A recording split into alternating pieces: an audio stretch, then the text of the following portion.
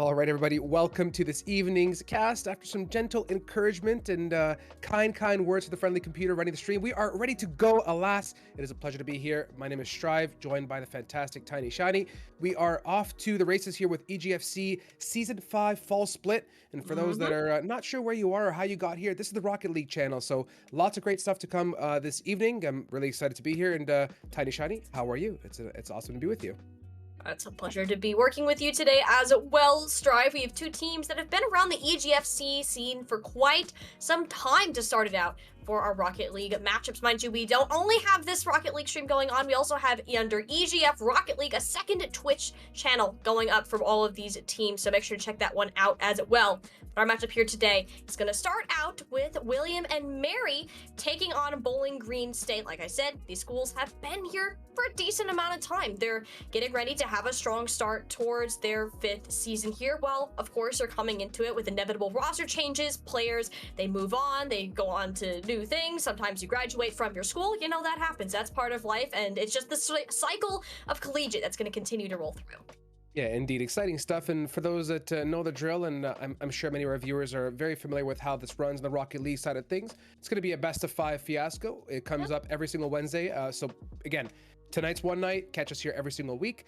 Quickly, a bit of a roster conversation. And I have not had the chance to cast these two teams. And being week number 1 and starting right on the dot, this gives us a great chance to kind of build up a story and learn more about these players, their strengths, and their journey throughout the season.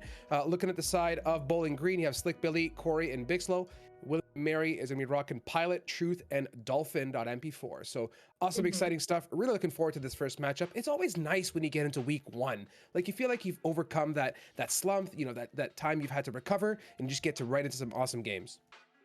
It is. This is the first trial for a lot of teams, and even perhaps some of these players. You know, for a fact that William and Mary, we've seen Truth and Dolphin here for quite some time, where you're going to have the new addition of Pilot coming in. A full senior roster, but Pilot's first time competing for William and Mary. The coach, I got to hear from them a little bit before this broadcast came on, and they're very excited to see this player get that chance, that trial on the pitch of Rocket League, and they have high expectations. The amount of improvement, the time that these guys have put in over the summer to become a very strong squad and have a contention for EGFC. But you do bring up a very good point, Strive, is because this is week number 1, that this is the chance for a lot of players to start proving themselves and get their name out there for the rest of the season to come.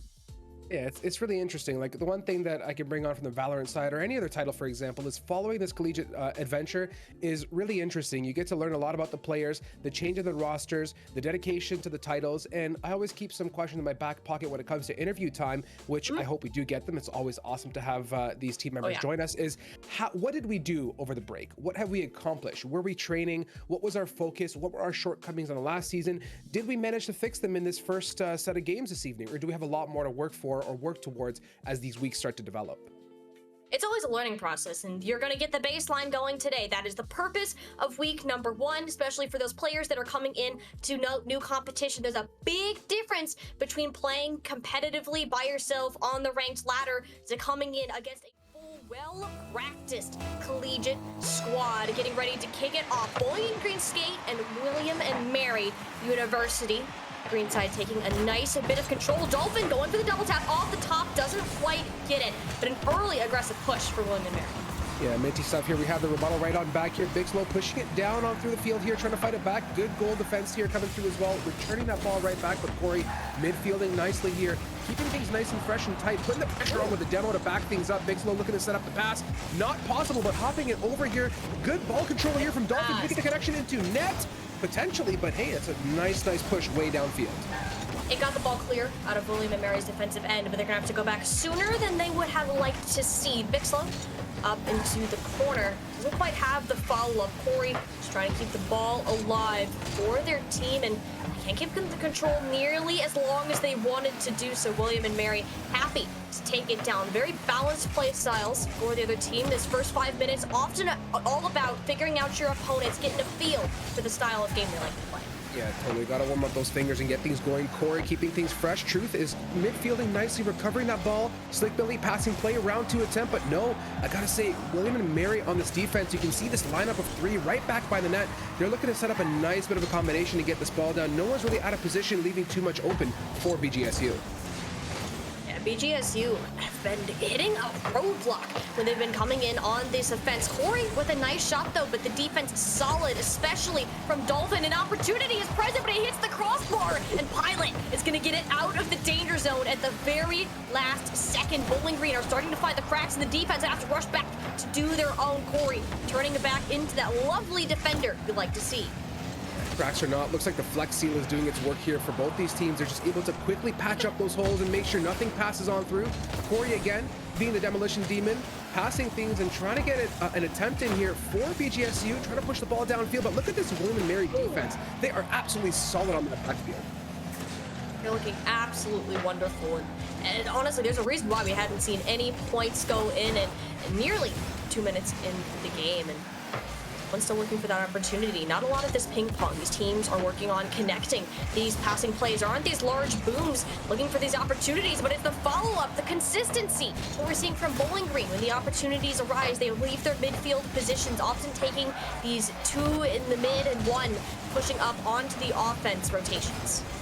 Give William and Mary credit too as well. Playing off the backboard for that defense, they're consistently committing to these saves and they're able to get them. There is no missed opportunity off that backboard, and you can see the pressure that's being placed on here, but William and Mary holding their own as much as BGSU delivers the fire. And look at it again, the same strength from BGSU halting William and Mary's attempts. Now it looks like the fields have kind of shifted in terms of the aggression, and that is true. Coming in hot for the first goal. Took a while, but my golly, are they now officially on that board. I mean, look at this pass, perfectly centered, and that angle from Truth. I mean, Stripe, that can't be more perfect for what William and Mary needed to do. Bowling Green, that was just such a good shot. You can't hark on their defense too hard for that miss at all, and just incredible offensive work from William and Mary. Yeah, absolutely. I'm going to pull the flex seal out. It wasn't able to patch the hole that time. Truth came in from above, an attempt coming in. Oh, so close. Great.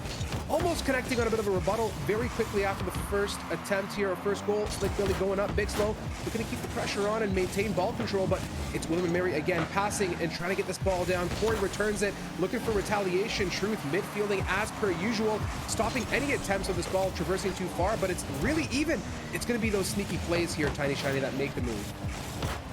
Yeah, just towards the very end, and only 90 seconds on the clock remaining. William and Mary had a slight lead to go over, but if we know the game of Rocket League, that can change at any point in time. And Big Slow clearly getting Bowling Green as many opportunities as possible. It forces William and Mary to pull a full rotate, but the miscommunication now that comes through. You saw the 2 players collide mid-air. There's nothing else to come from that offense, and to scramble back to their own net is in order to keep this one alive. Forces players out of position. William and Mary attempting to play the fast game. Another shot up to the top corner, but met by Bill. Truth here going to go for the 50 and does a good job of regaining a bit of control. Dolphin looking to set it up, give us some Truth vibes and but unable to connect. Going for it though, very valiant attempt. Midfielding, continuing to keep that pressure high, making sure that ball stays in control here. Got to clear it out. It's in a very precarious position, but alas, Corey looking for the follow-up, passing it up high, but no connection as of yet. Now, and time is running low for Bowling Green if they want to come up with something, but right, they're so pressed for time in their own net that William and Mary, they've been stepping it up on the offense, leaving very few scoring opportunities remaining. But here's a nice one straight off the corner. Look at that bounce. Absolutely beautiful. Give me that absolutely mint replay here. Look at the connection off that corner. It was almost meant to be. You can see the attempt came in to stop it, but Corey hopped in. Nice connection, and you said it yourself there, Tiny Shiny. This is Rocket League, and things can spice up. 20 seconds, and we're all even. And these last 30 seconds tend to bring out the survival instincts in players almost. They get a lot more desperate. They get aggressive when it comes through, and William and Mary quick to strike back. They want that lead. Nice little redirect coming in through, and of course the follow-up. You gotta love the synergy on that. Nice little bottom corner. It was meant to be for William and Mary. 15 seconds out on the board. That survival instinct isn't ever surviving now. Let's see if BGSU's got one more in the tank here before this timer runs out. It's entirely possible this can change at a split second, but if Dolphin has the ball in wide open net, William and Mary are going to reach to a point where they're nearly unstoppable. This is it. Really, really big push here. We're going to have to see BGSU bring out absolute lava here in these last 10 seconds, but look at that amazing. Again, the passing plays, truly awesome to see them wake up in this last 30 seconds. not only the passing plays, but there was a key bump onto one of Bowling Green's defenders there. So William and Mary took the last line of defense out of the play, guaranteeing that open net. And with 3 on the board right now, Bowling Green are going to end up losing game number 1, but they did find that point in the end. We'll almost get a second one on the board here. Not going to be the case, though. William and Mary come out on top. Mega first round there. Absolutely awesome plays. And that, for me, again, like we said, building that story, building that adventure that we're going to be watching and William Mary traverse through in this series and also throughout the season, they have shined truly in this last 1 minute. I mean, I saw some of the greatest plays. The first 3-4 minutes truly were just a bit of a warm-up, right? Everyone kind of feeling each other out, like you said. But when push came to shove, they really brought that heat. They really did. And, you know, Bowling Green, I never count these first 5 minutes for too incredibly much when it comes to the overall outcome of this series, because like I said, it's very quick. These teams, it's unlikely that they have played each other previously. So all you're trying to do is figure out the patterns. What is the play style of your opponent? How can we adjust? What is something that we can pull out that might end up working? And, you know, those first 5 minutes, they fly by super quick. Just so we're ready for game number 2. Bowling Green got a taste of what William and Mary could pull out on this offense, and they're completely capable of doing the same themselves. Absolutely. Here, Dolphin with some great ball control here, trying to get that ball downfield. Pilot looking to participate in the action off the wall, potentially looking for it. Truth, a nice gentle tap to get us to the opposing end. Corey's on the wall as per usual, ready to stop that right in its feet. To stop off. Bowling Green, their opportunity, looking for the center. There's the tap in from Bentley. Super slick right under the crossbar. I mean, the passing plays, we mentioned that William and Mary have been doing so incredibly well, but Bowling Green, they're not shy of it themselves either. The communication is key. The fact that this is only week number 1 and the teams are playing at this amount of skill level, it's just so amazing knowing that the potential is only going to grow as the season continues. Yeah, absolutely. Pilot made a bit of a slippery mistake there, almost falling the ball up the wall and left a little pocket there for Slick Billy to make the play, and a bit of a cheat off the kickoff. Doesn't yield in that initial fast goal off the rip, but we're going to see what we can do here. William and Mary must be feeling pretty good off that first one. A nice fast shot coming out there from Slick Billy, but Truth equally as quick on the save. And quick save off, forcing Dolphin to a lot of their boost. To grab another bit more and looking for the center play. Bowling Green seeing the opportunity to start to commit these players forward, still deciding who's going to have the majority of this possession, but William and Mary forced to take more of an advantageous move. The net relatively wide open. Bixlow, though, hanging out in the backside. Not over yet. William and Mary with an opportunity, but it will be Bixlow getting to that ball first, denying the shots. Looking to slow things down just a hair. A nice light touch to keep control and looking to see what we can get this ball or how we can get it out. But you can see the push coming out here from Corey now. Looking to go for a bit of an attack, aggressive push, not getting the connection. And you can see this William and Mary defense again. When they are there in numbers, they truly do a great job of defending his 3. It's when they have those numbers, right? They clearly are able to commit all of their players back in a defensive role, and that is exactly what you want to do. The only downside to it is kind of what we're seeing here, is can you rotate to an offense nearly as quickly? Those transitions, often a thing, start to make teams struggle when it comes to actually scoring these points, but the fact that William and Mary, because they commit all of their players back, they can make these quick rotations and they can move all the way up to their other half of the field with absolutely no problem. Their ball control is insane, and the shots are relentless. Truly relentless. It's one after another here, Tiny Shiny. We're going to see the follow-up now. Finally going for the hard clear out way downtown. Keeping pressure on, and Truth is here. Bit of a self-team bump just to make sure everyone's feeling great and dandy, but we're still okay here for William and Mary. Nothing too concerning. It's the second time William and Mary have done that. They just had like mid-collisions, mid-air, and as small as the communication errors can be. That is a shot from Corey where William and Mary were out here kind of sleeping. They were getting ready to move out of the path. Corey appeared out of seemingly nowhere, and there was no one available to be able to block that shot. And that's a second point that Bowling Green are able to secure the lead. Absolutely nice bit of a pushback. Game 2 seems to be the wake-up call for BGSU, at least thus far, but we're going to be patient and see what we can brew up here for the rest of the game. Corey continuing to keep things in relative control, it seems like. Pilot going off the wall, bit of a pass to the ceiling. Did we get a pass or a shot? Not so much there. Quick retaliation from William and Mary there. Got the quick rebound, and we're gonna get one on the board. Only 2 minutes remaining. You gotta make something happen. With a double tap, a little too far off. Truth couldn't find it Now it's all up to William and Mary to keep that ball. They need to go for these large booming clears, get some sort of breather, but with Big Slow holding down the midfield as good as they have been, I mean, what do you even do at this point? Pilot can hit the long shots, but when your opponents are just there to receive it, you're not getting anything from this. It feels like William and Mary is throwing the ball away more this game than anything here, Tiny. I feel like they're not really maintaining any kind of real control of it. A lot of hard clears, a lot of passes to the corners, but no one's there to follow up. It's not like the previous game. We got to see that team play, that synergy, maybe a bit of a passing, quick shot, something to get BGSU off their feet. That's been part of the problem is William and Mary have committed all 3 players to play back, and at least now Truth you can see hanging up on the other half of the field. You want to receive those passes, but when Slick Billy is in front of you, he just puts up a brick wall essentially at the midfield line that William and Mary have been unable to pass so far. And finally, when you try to get there, Truth has a tap, but Corey on the recovery. Only 60 seconds remaining. William and Mary not looking too good right now. That was the one I was feeling that first time. Like, that's the great setup, but it wasn't able to connect. But that's what we want to see. We want to see those passing plays. We want to see the opportunity to get BGSU off their feet and not expect the expected. We got to see something quick. It's what they're doing. They're playing textbook Rocket League right now. William and Mary running low, trying to get the ball out of the corner, but Corey is there to meet them. A little bit more of a standstill. The momentum is lost, but the ball's still in the green half of the court. 30-second benchmark, making it go into scramble mode. Now or never. If you're William and Mary, they have the opportunity over the top with Slick Billy. Make sure nobody is getting in the way of that one, and it's just another reset. Nobody can follow up. The boost is gone, but Slick Billy is able to get there and bop it in for a third. So much opportunity for BGSU. William and Mary, as much as they play that 3-person defense, they get caught out of position being so far downfield in the opponent's area that they just can't rotate fast enough, and then BGSU drops these hard clear goals on them. It's really tough for them in this game. It's been difficult. I mean, BGSU have been playing absolutely wonderful. They're capitalizing on these small mistakes that William and Mary are making in this game number 2. I mentioned those first 5 minutes. That's the point where you start to learn, and Bowling Green clearly have done just that, going up 3-0 in game number 2, looking to tie it up right here. Last shot from William and Mary, not amounting to much as Bowling Green have tied up our series.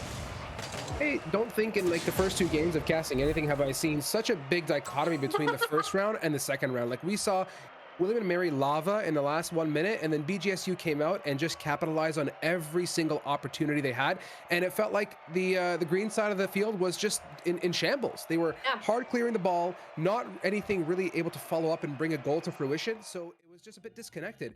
Getting into game 3, I think if there's some tiny adjustments to be made, William and Mary, ball control needs to be there, some solid passing plays, and they have to just stay together as a team here and really look to make a move on BGSU. William and Mary, they had basically an even amount of shots. It was 8-7 in that last match. It's not that they're struggling to get these opportunities. They're struggling to win the battles at the midfield. When they constantly lose those, it's just less time that you have to work with a chance to score points, and they need to start it off strong, get on the right foot, doing it in the first 8 seconds. Absolutely slotted here. Look at that little replay, a nice little pass, and that's it. I mean, that was intentionally a pass. Like, you gotta love stuff like that. Think about how hard that is to plan out too, because in order to react in Rocket League, you need to do this preemptively. You need to be like, okay, Dolphin, get up in front of the net. I'm gonna put it to the front. You're doing another pass back. You're bouncing it off. Like, you need to communicate so quick. You have to have the ability to react. You almost need to read your teammates' minds, which is what William and Mary just did. They finally have that lead back in their control after over 5 minutes of being out of that position. You took the words right out of my mouth there. It's the whole idea of reading your teammates, and that's what practice and putting time in together means. You know what your teammates are going to do. You know the plays you want to set up and how the entire story is going to unfold in those 5 seconds of making a play like that. And you can see the pressure now that's being delivered right back to William and Mary. The ball is just lingering in their side of the field, and they're unable to clear until now, getting it out to the fringes, and see if they can make it happen. Big Slow playing that side end, looking at hard clear it right on back, but again, the pressure remains. BGSU need to be careful.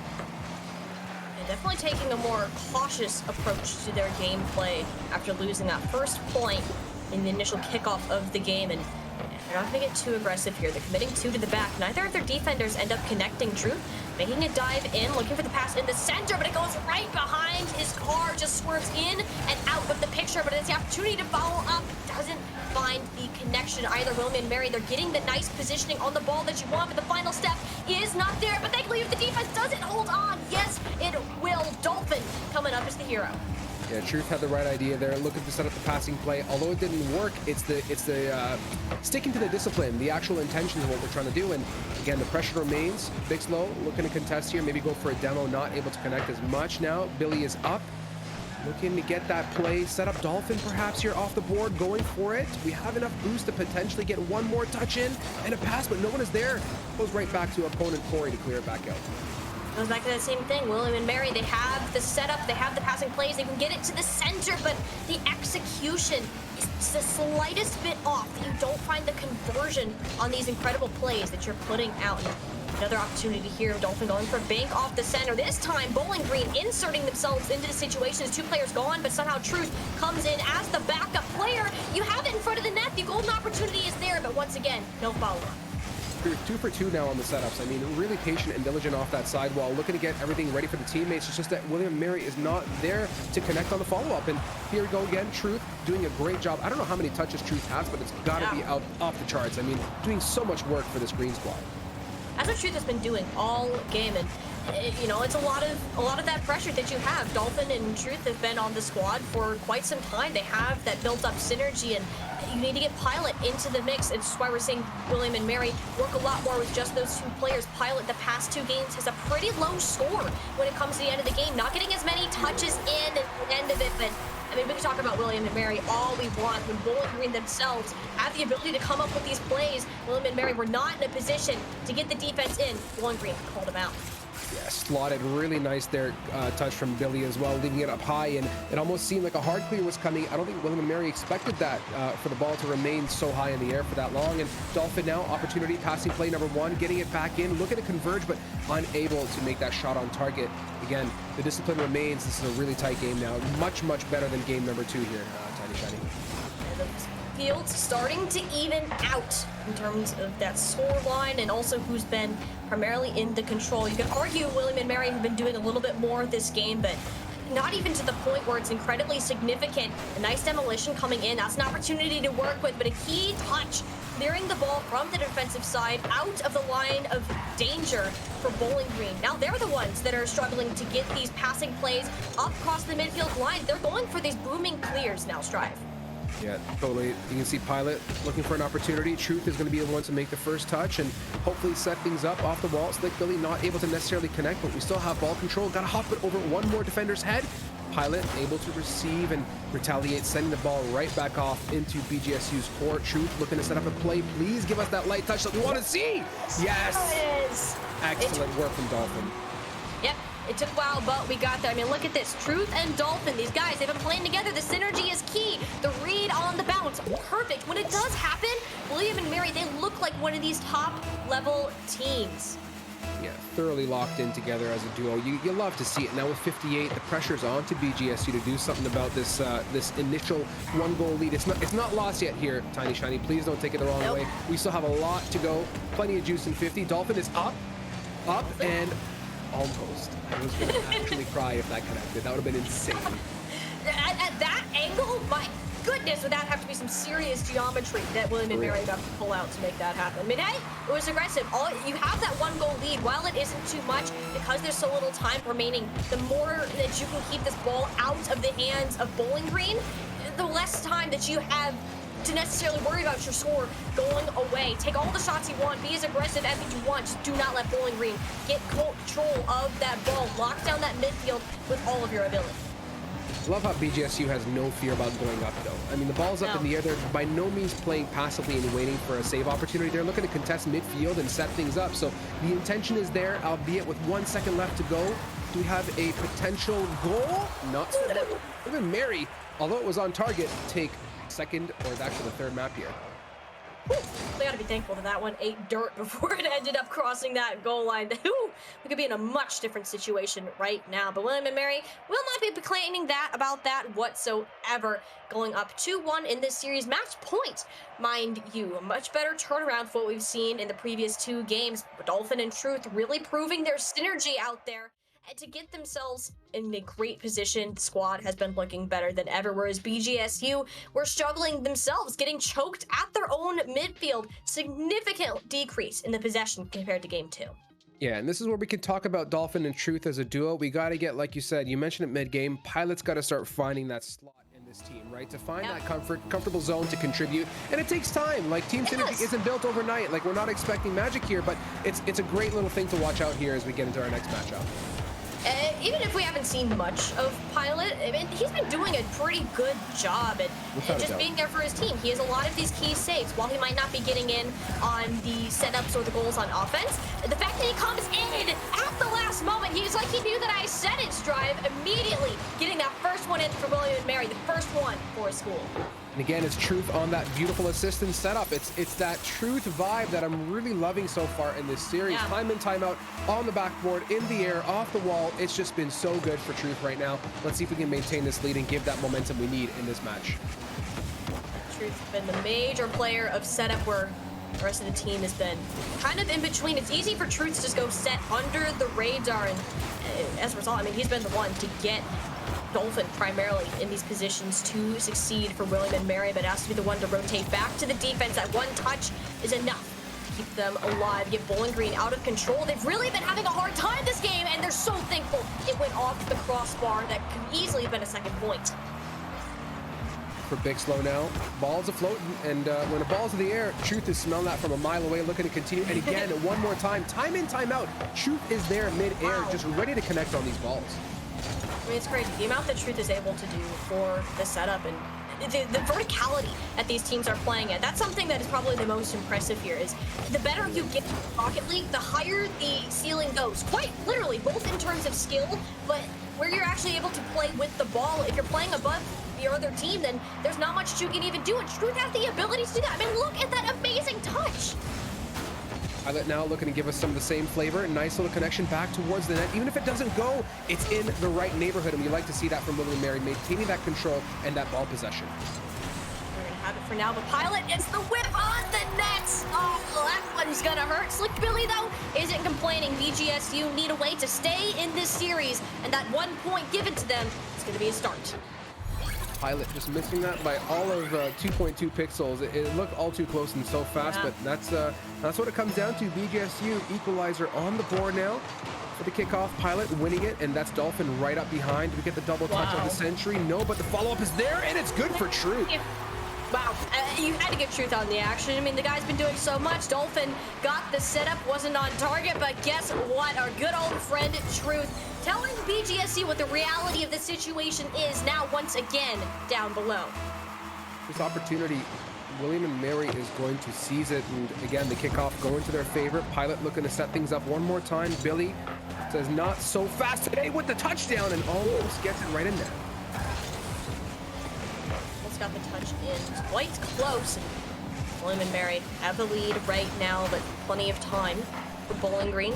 Still make something happen on their own of the offense. Pilot in the corner getting the pass to the front. The target just a tad bit off. Truth had the right idea. William and Mary, I think this is the most that we've seen from Pilot this entire series. He's really starting to look much more comfortable.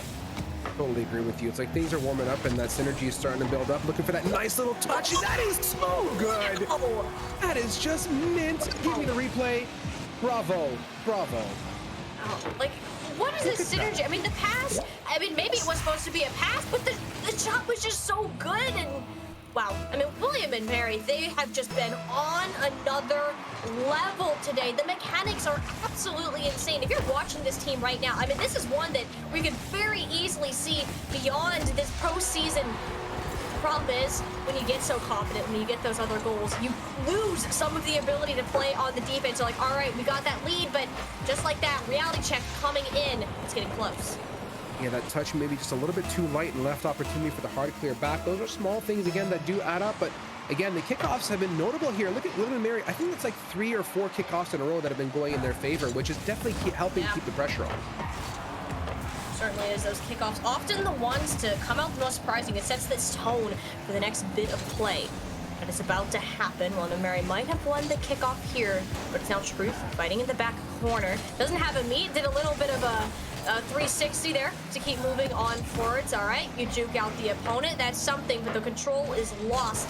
Bowling Green looking for the pass up to Bixlow. Doesn't get the touch, but doesn't need it either. Slick Billy from downtown. Suddenly that lead William and Mary had isn't looking so good.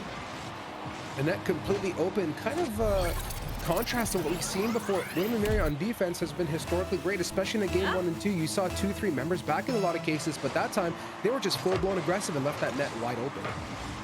Part of the problem. If you get into the lead, you'll tend to that confidence can seriously get to your head. William and Mary, let's be honest, they've been playing this very aggressive play style for the past couple of rounds, really focusing up on that midfield. So when it's come to these defensive rotations, it's starting to seem a little bit more sloppy. And at the point you are, those 3-goal lead that you originally had now matched, essentially starting over at 0-0. Every move on here can count so much. Minute 30 on that clock now. Looking for the passing play again. Corey shuts it down before Dolphin can even get a whiff of that ball. Dixlow in control here. Looking to keep ball possession, tossing it up high, leaves it open for William and Mary, but not before Billy is there right around the corner to keep things in control as per usual. BGSU, they really are feeling the heat. Going up high, Dixlow almost connecting off the wall. So many close calls right now. BGSU, they're fighting for their lives in this series, and what a way to start off your week 1 matchup and coming away with a win. And William and Mary, as close as they were, it's starting to slip away from their grasp. This final minute is going to be the make or break of their game, and right now they're the ones in the control to pass off to the corner, but Slick Billy don't allow that one to connect. Knows how dangerous William and Mary can be when they're actually able to set up these passing plays. And it's going to back off to midfield. Dolphin doesn't quite get the hit that you want. You have to race back. Bixlow not gonna find it. William and Mary safe for now. Safe for now, but with 25, things are about to get hot. It's either a win or OT. Truth setting it up, getting it up high now. Billy returning Corey, light little side touch here. Truth is looking to return right back to net and help protect things, and all's good now. Dolphin following it up, looking to keep the pressure on. A nice tap in. It's right there. Look at it. Pilot. Let's go. We wanted it to happen. We wanted it to happen. And look, there it is. What a way for Pilot to show up when it matters most. We mentioned William and Mary have been struggling with the follow-up, but when Pilot soars in, swoops in for a perfect landing and getting that lead in the final 10 seconds here, Bowling Green need to do something absolutely crazy in order to even this one up. It's their last chance of coming up big. Slick Billy, the one in control of anybody in the center to strike back. It goes open. It's off the crossbar and killed into the ground. So close yet so far. William and Mary taking away their week 1 match.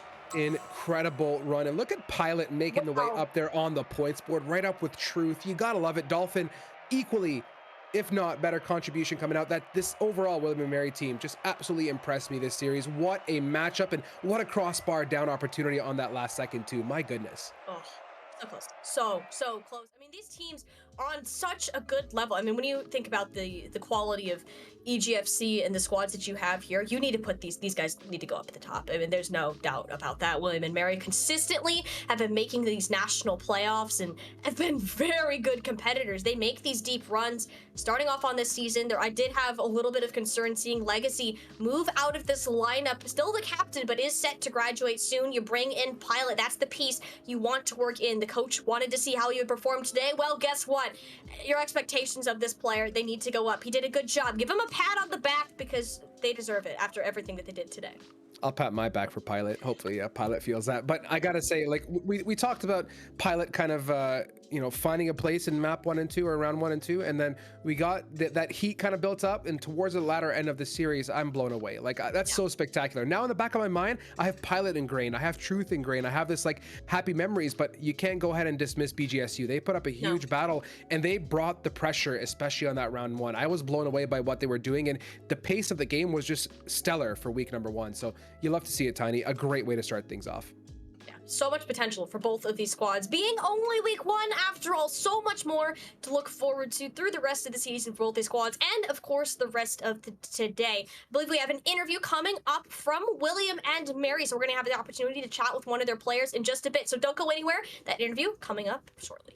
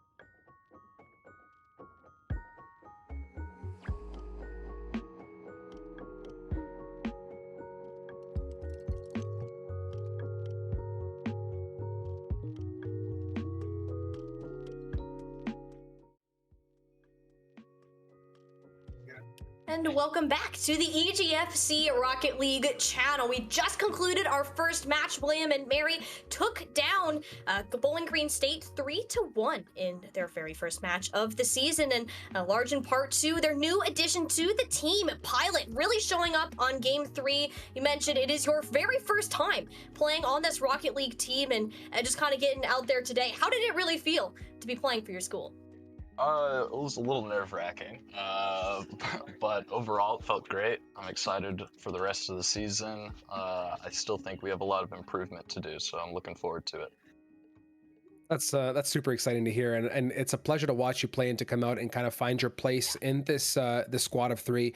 I guess my question to you is, coming into the season and for you guys, was there a lot of preparation in terms of finding your position or your slot in the team? What kind of work was done during the preparation, and anything notable? And was it and did it feel right to you? Did the synergy kind of all come together in this first game, or were there any difficulties or hurdles you faced as you guys went throughout the series? I think definitely there was some figuring out who's going to be on the roster. Obviously, I was on the academy team, so I wasn't on the starting team last year, and I finally got to move up. And you know, we got the win, and that's what's important. But I still think there's a lot to improve upon. Obviously, Dolphin and Truth are much higher ranked than I am. So hoping to sort of find my spot on the team. I was sort of playing behind them, and hopefully in the future we can work as a whole unit. But I think that's sort of up to me improving and practicing more with the guys. Yeah, I dig that a lot. That's so true. And I mean, at the end of the day, we can all agree that surrounding yourself with the better and the best players is what's going to allow you to grow and to become a better player yourself. So it's super commendable that you're working with these guys and sticking to them. I have a bit of it's a two-part question for the final one. So it's going to be, what would you say were your concerns as the beginning of this match started, and what did you guys change, if anything, to be able to adapt and win the series? And then after you've answered that question, feel free to drop some shout outs here at the end for us too, if you want to pass that off. Yeah. Well, I think my biggest concern personally was making a lot of mistakes. I think 50% of my comms are just faking, which really just means I'm missing the ball. So I was a little worried about laying the guys down. Thankfully, that didn't happen too often. So hopefully I can improve upon that. I do want to give a shout out. I think my parents are watching, so hi, Mom and Dad. Let's go. Love it. Thanks so much, Pilot, for joining us, and congratulations again for winning the series. Week 1, a great start for the team, and deliver our congrats to the team as well when you head out. Thanks again. Hey, thank you so much. Amazing stuff. And with that, I think Tiny Shiny, we're ready to wrap up, at least for you here on the desk, and we have so much more Rocket League to come. Well, we certainly do. We have at least 2 matches coming at you today. It will be George Washington University taking on Washington State for game number 2. I'll be heading out. Soy Sauce will be coming in. We'll see you on the other side of this break.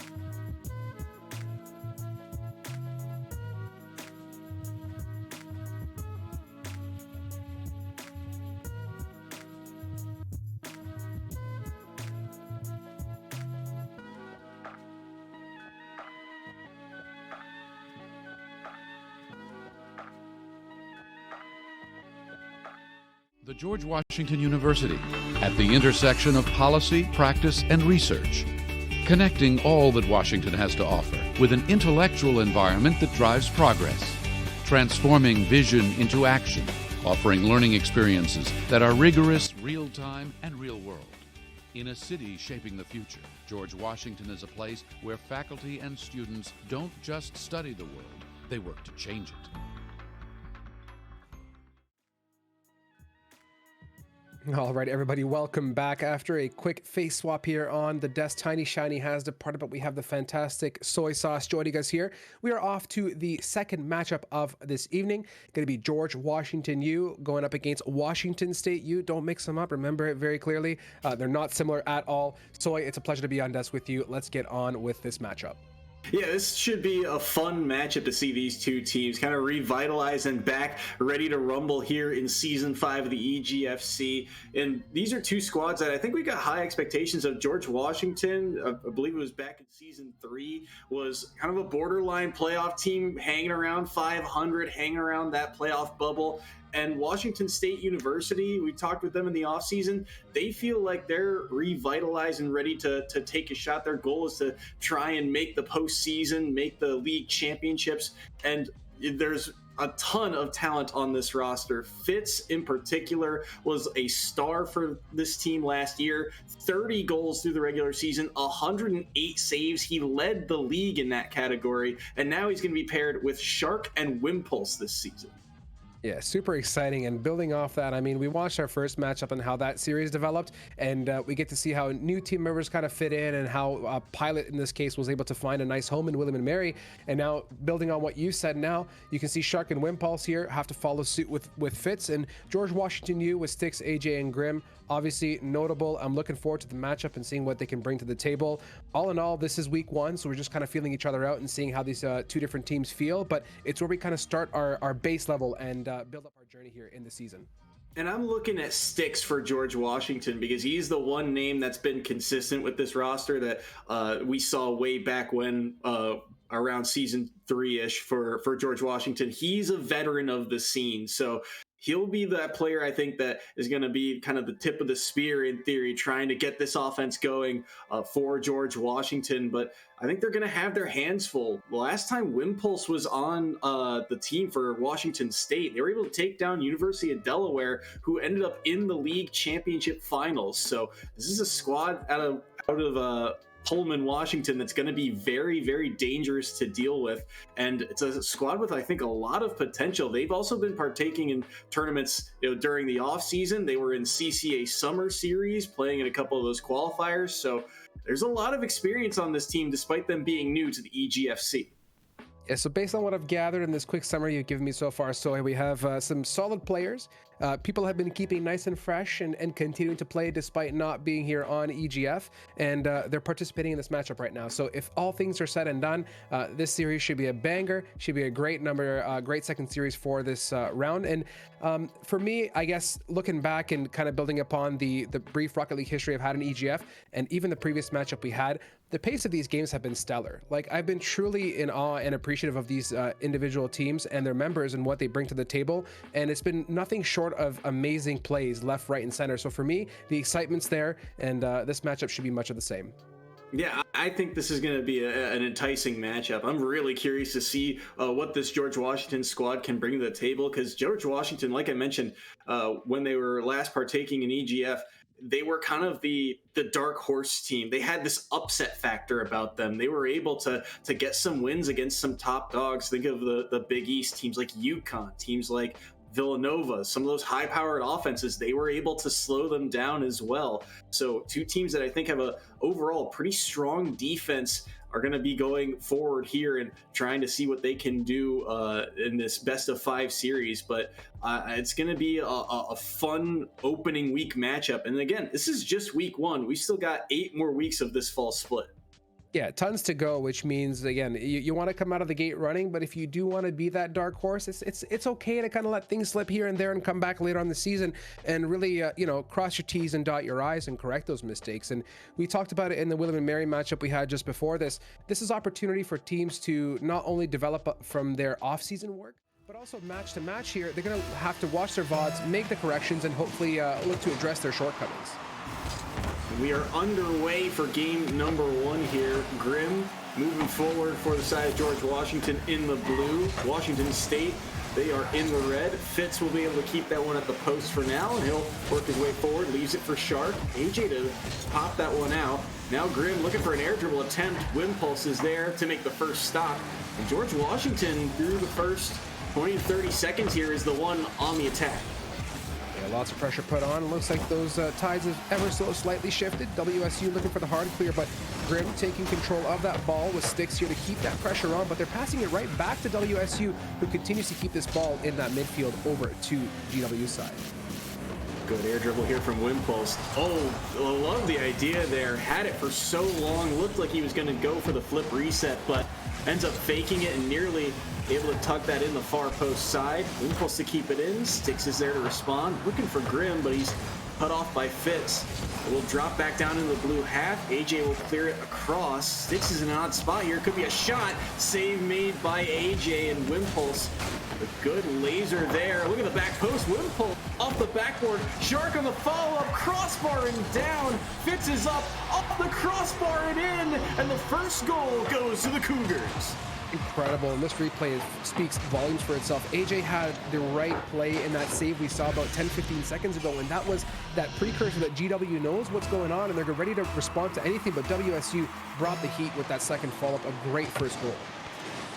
Attacking that backboard, also huge in that sequence. Really difficult for George Washington to get over there. Shark's got a flip reset and he wins the 50 out to the corner. Wimpulse tries to rip a shot on off the corner.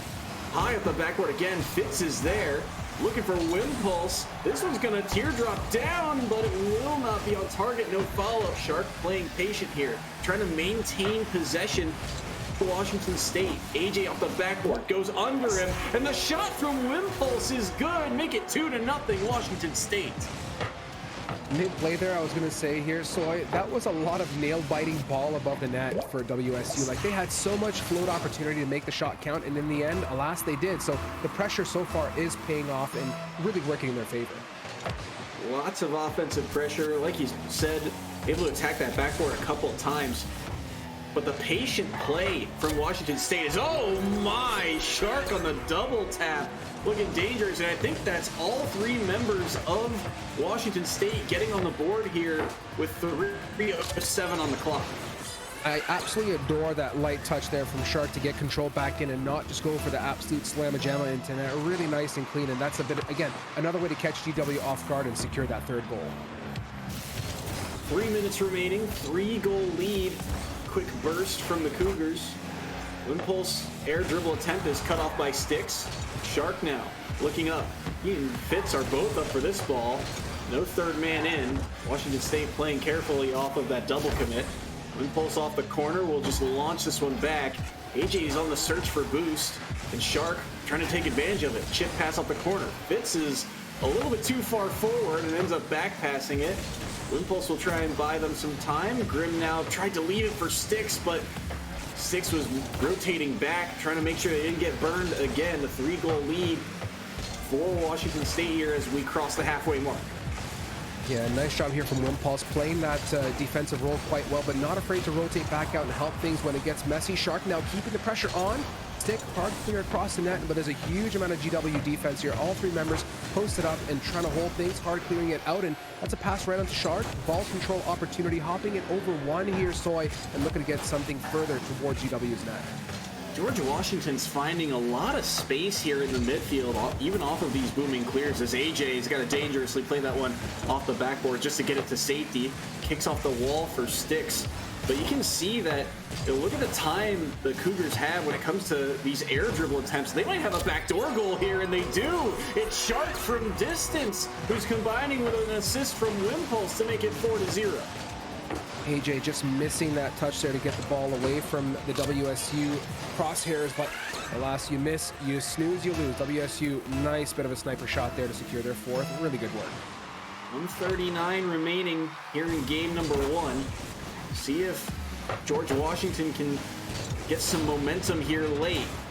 Demo in the corner, Fitz, pinched down, Sticks, oh, he's bumped off the air dribble attempt. He'll want that one back. Shark on the clear, and he's gonna get the dunk as well. Is that just in? Yes, it is. That's a hat trick for Shark in game 1. Shark here is just having a dandy old time playing with this ball. I mean, look at that follow-up. I mean, whether it was meant to be or not, irrelevant. Just clean for WSU. This scoreboard's going to speak for the contributions of Shark when this is all said and done. But again, GW need to find some footing sooner or later. 120 now on it. Sticks will be able to dump this one into the red half. Has a follow-up chance, short side, rebound opportunity, and Grim will score, and George Washington's on the board. That's the pressure we were talking about, Chief. Love to see it. Stick off the board, setting it up for Grim. Nice, easy, light touch in. Wimpulse was just about 2 pixels away from connecting, but that's all good. GW, happy to see them on the board. They're participating in this first round. And all that pressure off a kickoff. Able to get one back here. And that shot off of kickoff too, being wide, you have to respect that angle. But speaking of angles, oh my mercy, Fitz with another laser to the top crossbar. And this one goes in 6-1, George Washington. They're gonna need something here, but wow, what an angle to get down off the crossbar. And the defense is right there. It's like WSU is delivering speed, accuracy, and great team synergy on every single shot here. There's stellar individual plays, but boy, do they work well together when given the chance. AJ's trying to buy some time, kicking that one back out to mid. But Fitz is looking for a play off the wall here. Sent up high, Shark is there. No boost in the tank, so we'll lose the challenge. Grim can't get over top of the other, and AJ will now lose this ball in the corner to Wimpulse. Sticks was on the backboard to clear that ball away. Shark with the quick turnaround, though. Grim wanted to move up. He's now facing the wrong way. Wimpulse tried to flick it. Won't get a touch on the ball. Fitz now short side, and he'll tuck it in. Another hat trick for Washington State, and this time it's courtesy of Fitz. It's the opportunity and the capitalization for WSU that has been super nominal. Their conversion rate on centers and setups for each other has been darn near perfect. And what do you do in that case, Soy? You're just stuck with it. It's just WSU absolutely pummeling these shots in one after another. Good flick over top of one, but it will be cleared away. Short time remaining here, but the Brazil on the board. Wimpulse will wait, he's lurking, but the Shark is there instead. Make it 4 in game number 1 for Shark. And again, the midfield is so open. Fitz with the drop down pass and another bullet to the back of the net. You said bullet, and that took the thoughts right out of my mouth there, Chief. This is the sniper range at this point for WSU. These guys are absolute marksmen, dropping these goals in left, right, and center. And with 6 seconds to convert another goal, GW would be loving to see one on the board, but the defense, the offense, the WSU has been superbly good this game. 8-1, and the clock at zeros, kept up by AJ. Shark will throw it off his own backboard. Washington State will have to keep this one up, but game 1 solidly in favor of the Cougars here. And a fantastic showing, 2 players getting hat tricks, but just an incredible offensive showing from, again, a team that was so defensive last year. Fitz led the league in the regular season in saves, but getting on the scoreboard, 3 goals, and he's on the bottom of his team in terms of total score. Yeah, the scoreboard speaks volumes for what this team brought this game. I mean, the goals themselves, but look at the numbers coming out from Shark and Wimpulse. Huge contribution, stellar plays, 8 shots from Shark. I mean, if there's an opportunity, it was taken for Shark, and WSU scoreline speaks to that. Let's see how game 2 comes out and what GW can do to adapt to this first round. 18-5 in total shots there on that scoreboard. George Washington outshot in that case, but the one goal that they got off of kickoff was kind of finding the gap between defenders, right? Winning that first initial challenge, sending a shot off the post that as a last man back you have to react to, and it was off target, puts them out of position for that follow-up chance.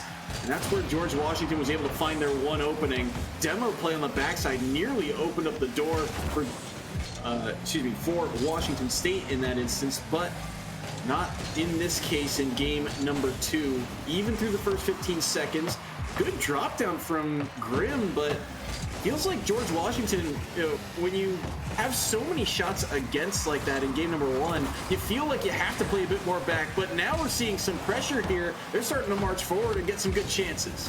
They are. GW is leaving less space in between them and the ball and making sure that WSU can't close that gap before they get a second touch on it. Shark here getting back into the defensive position, looking to tap it on out, and does just that here as it rotates here from GW back towards defense. And you like to see it. They feel a little bit more alive here, at least in these first 50 seconds. So Shark moving back, won't be able to get back to that ball. Fitz will pinch it down in. Sticks looking to catch this one off the wall. Clears it across. No boost left, but he got it over 2. You get another touch on this. Good pinch out. There's a chance to shoot, and Wimpulse reads it well. 2 defenders bite on that one, but that was a dangerous opportunity right down Main Street. Chip outside, giveaway. Oh no, off the defender and in, and Wimpulse will strike first. Massive. Look at this replay. Love it. Stick had a semi-right idea, just wasn't cleared in the right direction, nor with enough power. It was right into the crosshairs of WSU. They clean up that first goal again. So it's the same theme. Opportunity is never left on the table for WSU. And that one stings a little bit more because it's off the back of the defender, but that's just credit to the pressure that the Cougars have put on in this series. They're playing so fast, so dangerous shots that you feel like you have to go in that instance. And it ends up biting the team, giving up one early. Shark, look at this, gets a demo instead of the ball. It will pop back to Wimpulse. Not flush to the wall though, so they'll be able to force that one all the way across. Shark is there for the air dribble. He get a second touch, maybe a third as well, but not able to connect with his teammate. AJ's gonna get a pinch, somehow gets demoed behind the play there, and Fitz an air dribble over top, and Shark is there. The stretch pass connects. 2-0 Washington State.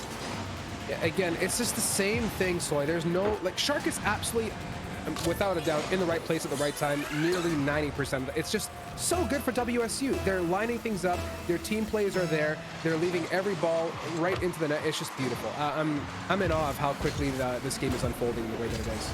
The speed to transition through the midfield was just so quick. Fitz barely got off the wall and got such power on that flick. And it was so far downfield, and yet somehow Shark was still there and able to catch up to that pass. This one's dangerous off the sidewall, but Fitz luckily is able to get that second touch. AJ now trying to move this ball forward. It's dumped back into the red corner. Sticks with a chance. Shot a little wide of the net on that short side angle. Back off the corner, and Fitz will be able to clear it away. Shark is there. Oh my mercy. In transition again. Shark waiting in the other half, fighting Sticks for the boost, and he wins the race to the ball anyway. Yeah, Shark clearly got the invitation to the party, said, you know, I'm just going to camp here and wait for the hard clear, and WSU delivers it right to the Shark's hands and sealing the deal. Nice stuff here. I got to see something out of GW here. George Washington needs to start putting that pressure on them. They can't leave opportunity for these amazing plays from WSU. Wimpulse will be able to air dribble this. Oh, Fitz on the connection. We'll put in another one, make it 4-0. George Washington up against it right now. Fitz, what a shot, just barely over the defender. I believe that was Grimm who was up to try and block it and just got there a second too late. Washington State's offense firing on all cylinders right now. It really is, and you can see the ball floating, and it feels like, Soy, more than anything, when there's a floater ball, WSU is first to it, and that's making it so much harder for George Washington to do anything at all, because the control is on the ground, in the air, wherever it is, it's off to that red side of the team, or red side of the field. Good play there by Wimpulse. Look at how many touches Wimpulse can get to off of a ball that was just sent to his own backboard, 3 or 4, and still able to clear that ball away. Sticks will be able to flick that one over top. Gets it cleared through the midfield. Fitz will chase after it here in the red corner. Picks up the 100 boost as well. Uses the ceiling bounce to help get that ball over top of that first defender. Now a giveaway in front. AJ trying to work this ball through, and you can see George Washington, they're trying to move up the field. They're trying to get those offensive chances, but every time they do, there's just a smart touch from Washington State to clear the ball away, and then there's already a player for the Cougars able to continue off of those touches and make the shooting opportunities even more dangerous.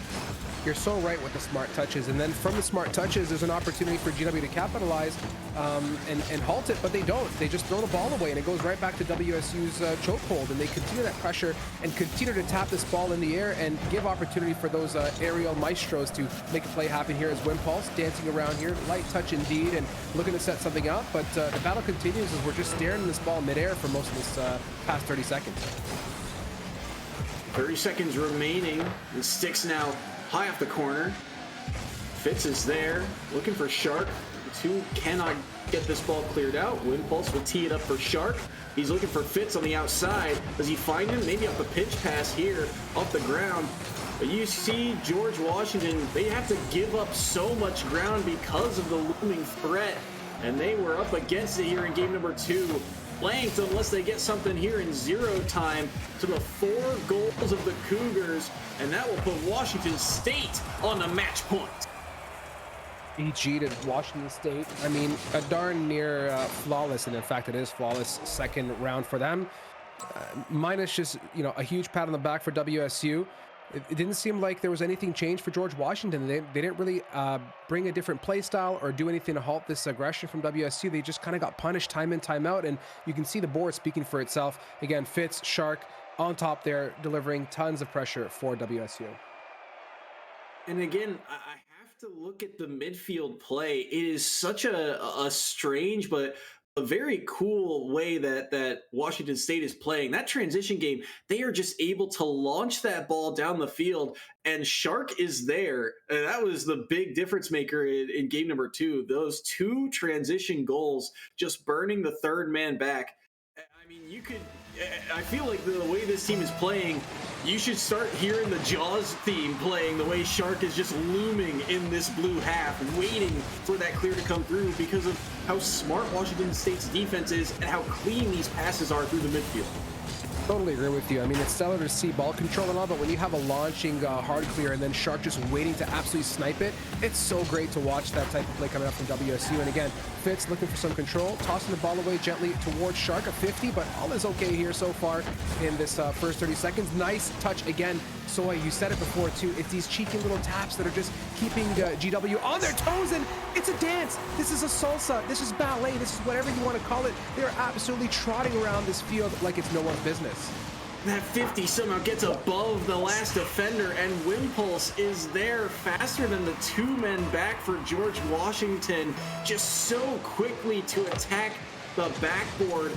And the Washington State Cougars are up 1-0 early here, and Fitz is looking for more, trying to get underneath, threatening the flip reset, and Shark will follow up with the rebound. 2-0 Cougars. Continuing the pressure, continuing the ball control. It's always a mix-up, and look at Shark here, just flying across. I mean, I didn't know Sharks can fly that fast, but my goodness me, a nice shot coming out there. Second goal secured. WSU sticking to the theme of the series. Washington State's offense continuing to strike, and I love the different ways they're going about it too. While their transition game's really clean, the fadeaway shot there from Shark is easier said than done. When you're coming left to right at a shot like that, to still sneak it inside the post, not an easy angle, and put it up high too. So even if George Washington was in the right spot, they may not have the boost to get the height required to make that save. Wimpulse and Shark are here in the corner, gets over top of Grimm, which means he has to retreat to the far post. Dix is on the backboard to clear it away, but he can't follow it up. Goes too far. Now Shark looking to attack this backboard once again, looking for a play off the ceiling. Stix reads it well and buys George Washington a little bit more time. The whiff there coming up, but the follow-up is there from Grimm to get the ball back in check. Fitz looking to get it towards that goal post just a little bit better, but again, off the wall. George Washington doing a good job, at least in this past little bit, holding control and keeping things in their favor, but the pressure continues, and Wimpulse getting a light little love tap from Shark, because Shark wants the ball, but no connection into net. Good double there from Stix to get underneath Fitz. Wimpulse stuffed out by Stix yet again. Shark in the corner. Can't win the challenge. AJ's looking to get back to this one, but Wimpulse is there. Looking to find a pinch play with Shark.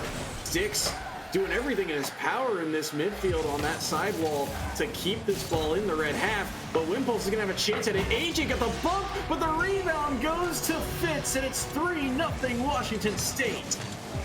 Whether it's a solo play, whether it's a passing play, whether if it's a nutty Shark redirect shot coming out from downtown, or even simple rebounds like that, WSU has a formula for every math problem they're getting thrown at. It's been so good for them now. 3-0 leading, just about to hit the halfway point in this matchup. It's looking great for this Red squad. Stix working his way across. It was off the top of Wimpulse. High off the ceiling. Fitz! Oh my! What a rocket off the roof and down. 4-0 And this one, highlight reel material. Shark is even there looking to redirect this one, and Fitz is like, no, I got it. It's like a multiple choice question, except A, B, and C are all acceptable. It's like there's always a plan B or always a secondary plan available for WSU. They're looking to make sure every ball that is near that net goes in, and by golly, are they doing that. This one's dangerous in front, and Fitz tacks on a save there. Looking to find another touch over top. Maybe a pinch off the wall here, and AJ and Styx will be back to play this one. They'll combine to get this over across, but Wimpulse making it awkward for Styx. AJ now high into the corner. Fitz, great air dribble here, buying so much time, and he faked out the defender. His teammate swooped in. Hard to read that touch coming through. Grim on the giveaway, though. Maybe opportunity down in front, and Wimpulse will score. They got a piece of it, but it's just not enough.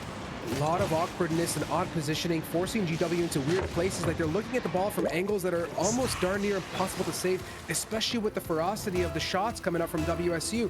It's so tough to defend when WSU is all over the place all at once. George Washington right now, the reads for them are just not quite coming through at the right moment. They're in real awkward spots to go for these 50s. You feel like if you go, you're going to get beat, but if you don't go, then you're giving up so much space to Washington State.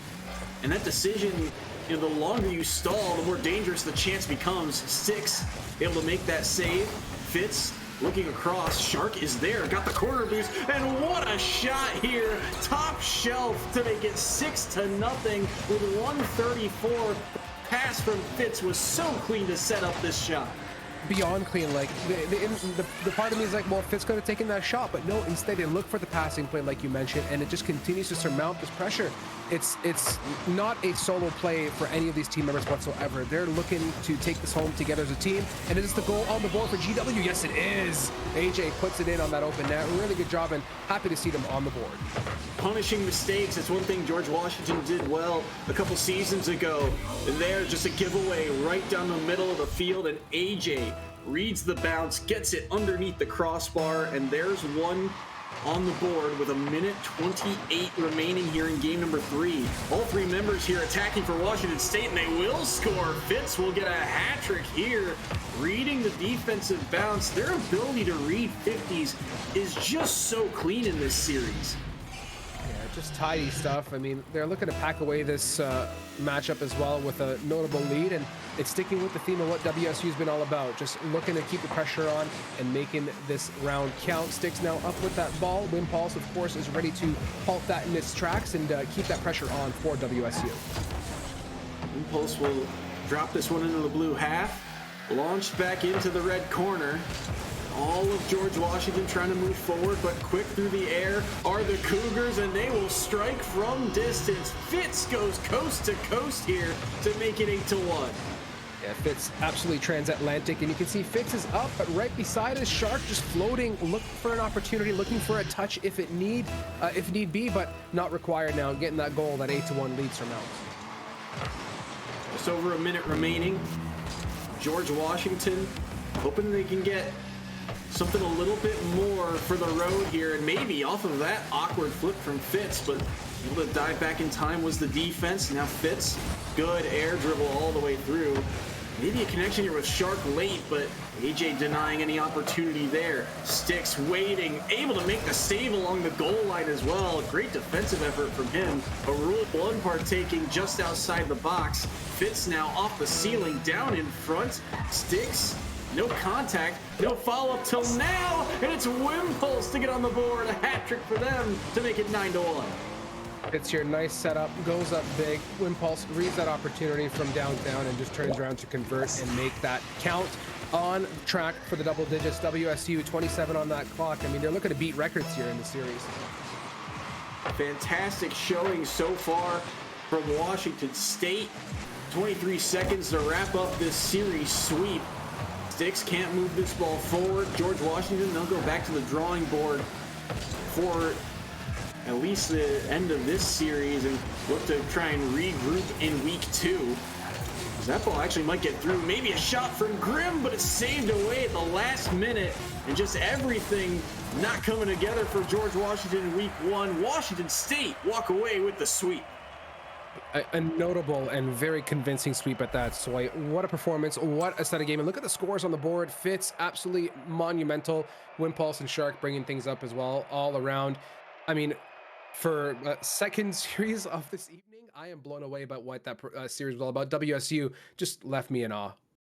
Just a fantastic series from Washington State. Last year, they were a team that went 3-13, but this is a squad that, you know, they have played together now for a much longer period of time. They're more acclimated, and they feel like they're ready to make a playoff push, which has been tough for the teams out of the West Coast when it comes to the EGFC. And meanwhile, George Washington, obviously not the start you were looking for, but we did see some flashes of brilliance. Good punish game in the middle.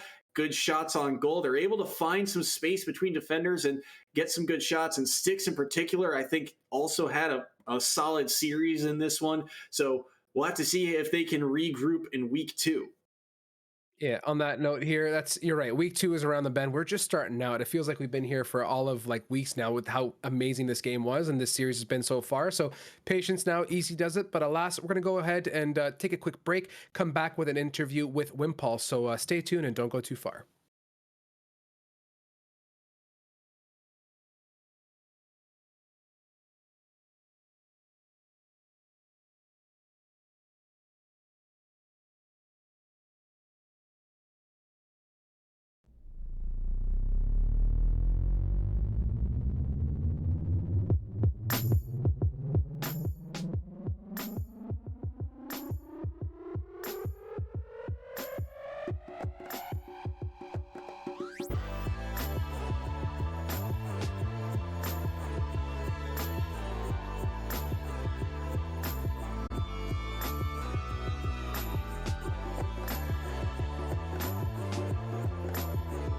On the season, and it was again a short season for them, only played in the spring split, but like you mentioned, also a new roster for UTA. And we look at Sin and Polk specifically because of their experience last year, 16 and 17 goals respectively. They were good when they entered the lineup.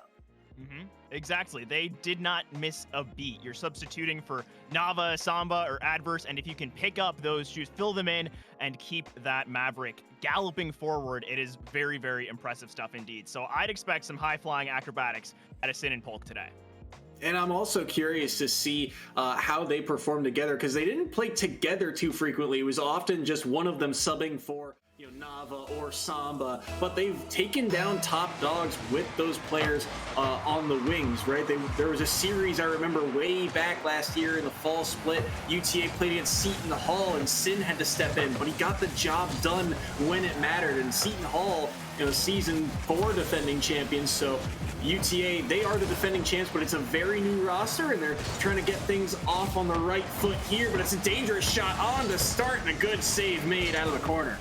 Very well done to keep that. It was a little dangerous. I don't think that the UTA defense was expecting a shot, and I mean, evidenced by 2 players going up. There was a little confusion on whose ball that was, and it seems like some early jitters in these opening 30 seconds for both teams as Polkadot taps it up, and this one's not going to be on target, but still a little dangerous as UTA holding this possession. Now Polka might have a chance. There's a double tap set up, not quite able to get the angle. Real harsh angle there, was so close to the backboard, would have had to be waterfall style, but that one's going to lead to a shot off the crossbar along the goal, and Triandado somehow able to get that ball away and clear it out for now. Coolest guy is stuck in a bad spot, tries to center it for his teammate, and the 50 goes high over the net. The Mavericks right now are swarming this blue half. Swarming's a great word for it there. Half of them are wearing yellow, so it feels like a few yellow jackets. Polkadot's finally going to break on in and pick up that first goal. And really, it's just about that swarm, that sustained pressure you just mentioned, making it so Howard spread a little thin, and even after those heroics on the goal line, 33 and Dodo just couldn't quite keep it out. Making the most of the space in that situation as well, throwing it off the wall to himself. Random Shy also gonna set up his teammate again. That's a second assist for him, but a bullet from Sin here with 3:36 on the clock. And this is just that confidence you expect whenever a roster has UTA as their title. And it's right off the bat, they want to keep that speed going. They don't want to let Howard, again, get a couple of these saves, get that confidence moving, and disrupt these Maverick attempts. Random Shy, a little awkward in the air, still has the pinch. Oh, and it's a pinch indeed, as that one screamed into the net. 111 miles per hour, and I think Sin got underneath this before it hit the ground. Oh my! And I mean, it's right at 2 defenders, but can you blame them? 111 miles per hour? You'd have to have the reactions of a god to make that save. I don't even know if it was reactable. I feel like there was boost being pressed from those defenders, and they were trying to get in the way, but they were just too far back in net, and that screamer was too quick. 111. I think the highest I've ever seen is a 106. So new record for my eyes here on the pitch is UTA keeping in form and showing why, even though they're not the same players, they're still a championship defending program. This program is so solid here, and they punish mistakes so quickly. 33 and Dotto's just trying to get that one to safety, trying to force it back towards the wall. But Sin reads the play, gets underneath it, and scoops it short side to make it 4-0 with 3:05 on the clock. And UTA's looking for more here, but 33 and Dotto's trying to move this ball forward, trying to get Howard back into the swing of things. Maybe this opportunity will lead to something, but it's quickly cut off again. Random Shy has done a very good job of setting up the plays here for Sin and Polka Dot. Oh yeah, and that one close off the corner, and just the fact there's been so much facilitation here out of UTA, that opening minute or so was a decent defense from Howard. They were keeping it out of the net. We saw some heroics from Dodo, but generally, once again, another example of his heroics. Straight against the goal line, but now UTA, they found ways to push past the defense, and now both members behind. Almost a dunk into the net from Sin as Polka Dot keeps it dangerous. Centering that ball in, Polka Dot unable to find a touch there. I believe Coolest Guy was able to bump him off of that ball. Sin trying to center it once more. Polka Dot just late to the flick, so it gets over top, and UTA will have to retreat here. Coolest Guy, little bit of boost. Tries to go up and challenge. Oh, but Sin is there on the connection. And Dotto able to make another save. Sin looking to recenter.